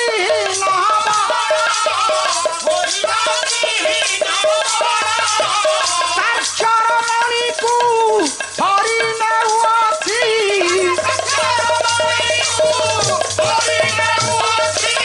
ସଫଳାହୀନ ବାଳ ହେ ସହଦେବ ନକୁଳ ତମେ କ'ଣ ହୀନ ବଳ ଦ୍ରୌପଦୀ ଆଜି ଉଲଗ୍ନ ହଉଛି ଟିକେ ରକ୍ଷା କର ରକ୍ଷା ନ କଲେ କେହି ଶୁଣିବେନି ସହଦେବ ନକୁଳ ନିପୁଣ ନୀରବ ହେଇଗଲେ ଆଉ।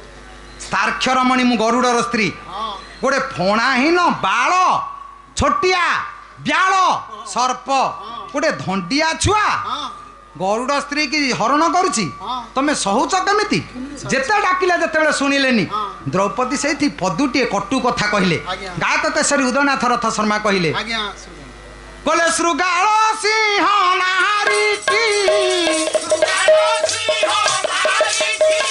ଆହା ବଳେ ନେଲାଣି ଧରି ପଞ୍ଚ ଭର୍ତ୍ତା ମୋର ଅଛନ୍ତି ସଂସାରେ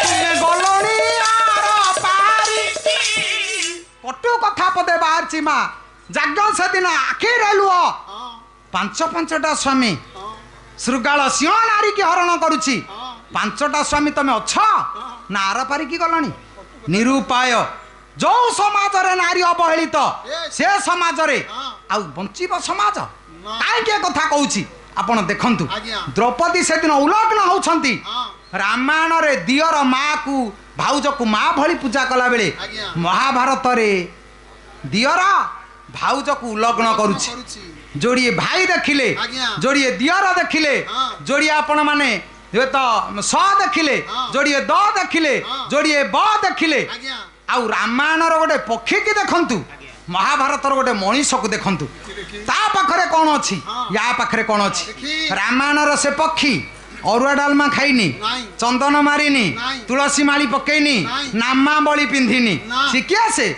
କହିଲେ ହାରାମ ହାରାମ କୋକିଳ କି ରାମ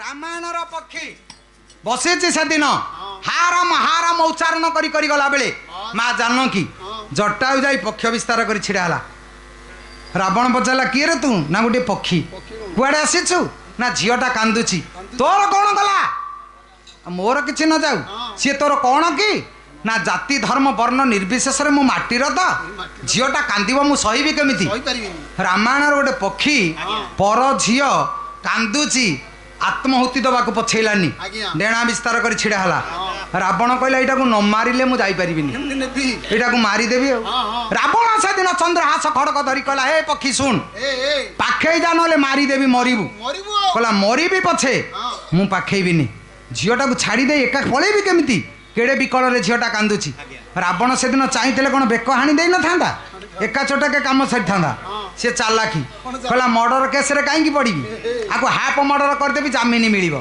ଡେଣା ଦିଟାକୁ ହାଣିଦେଲା ନା ଆଉ ବେକ ସିଏ ଜାଣିଛି ହାଣିଦେଲେ ମର୍ଡର କେସ୍ରେ ପଡ଼ିବ କହିଲା ଧାର ଧାର ରୁଧିର ତାର ଅଙ୍ଗରୁ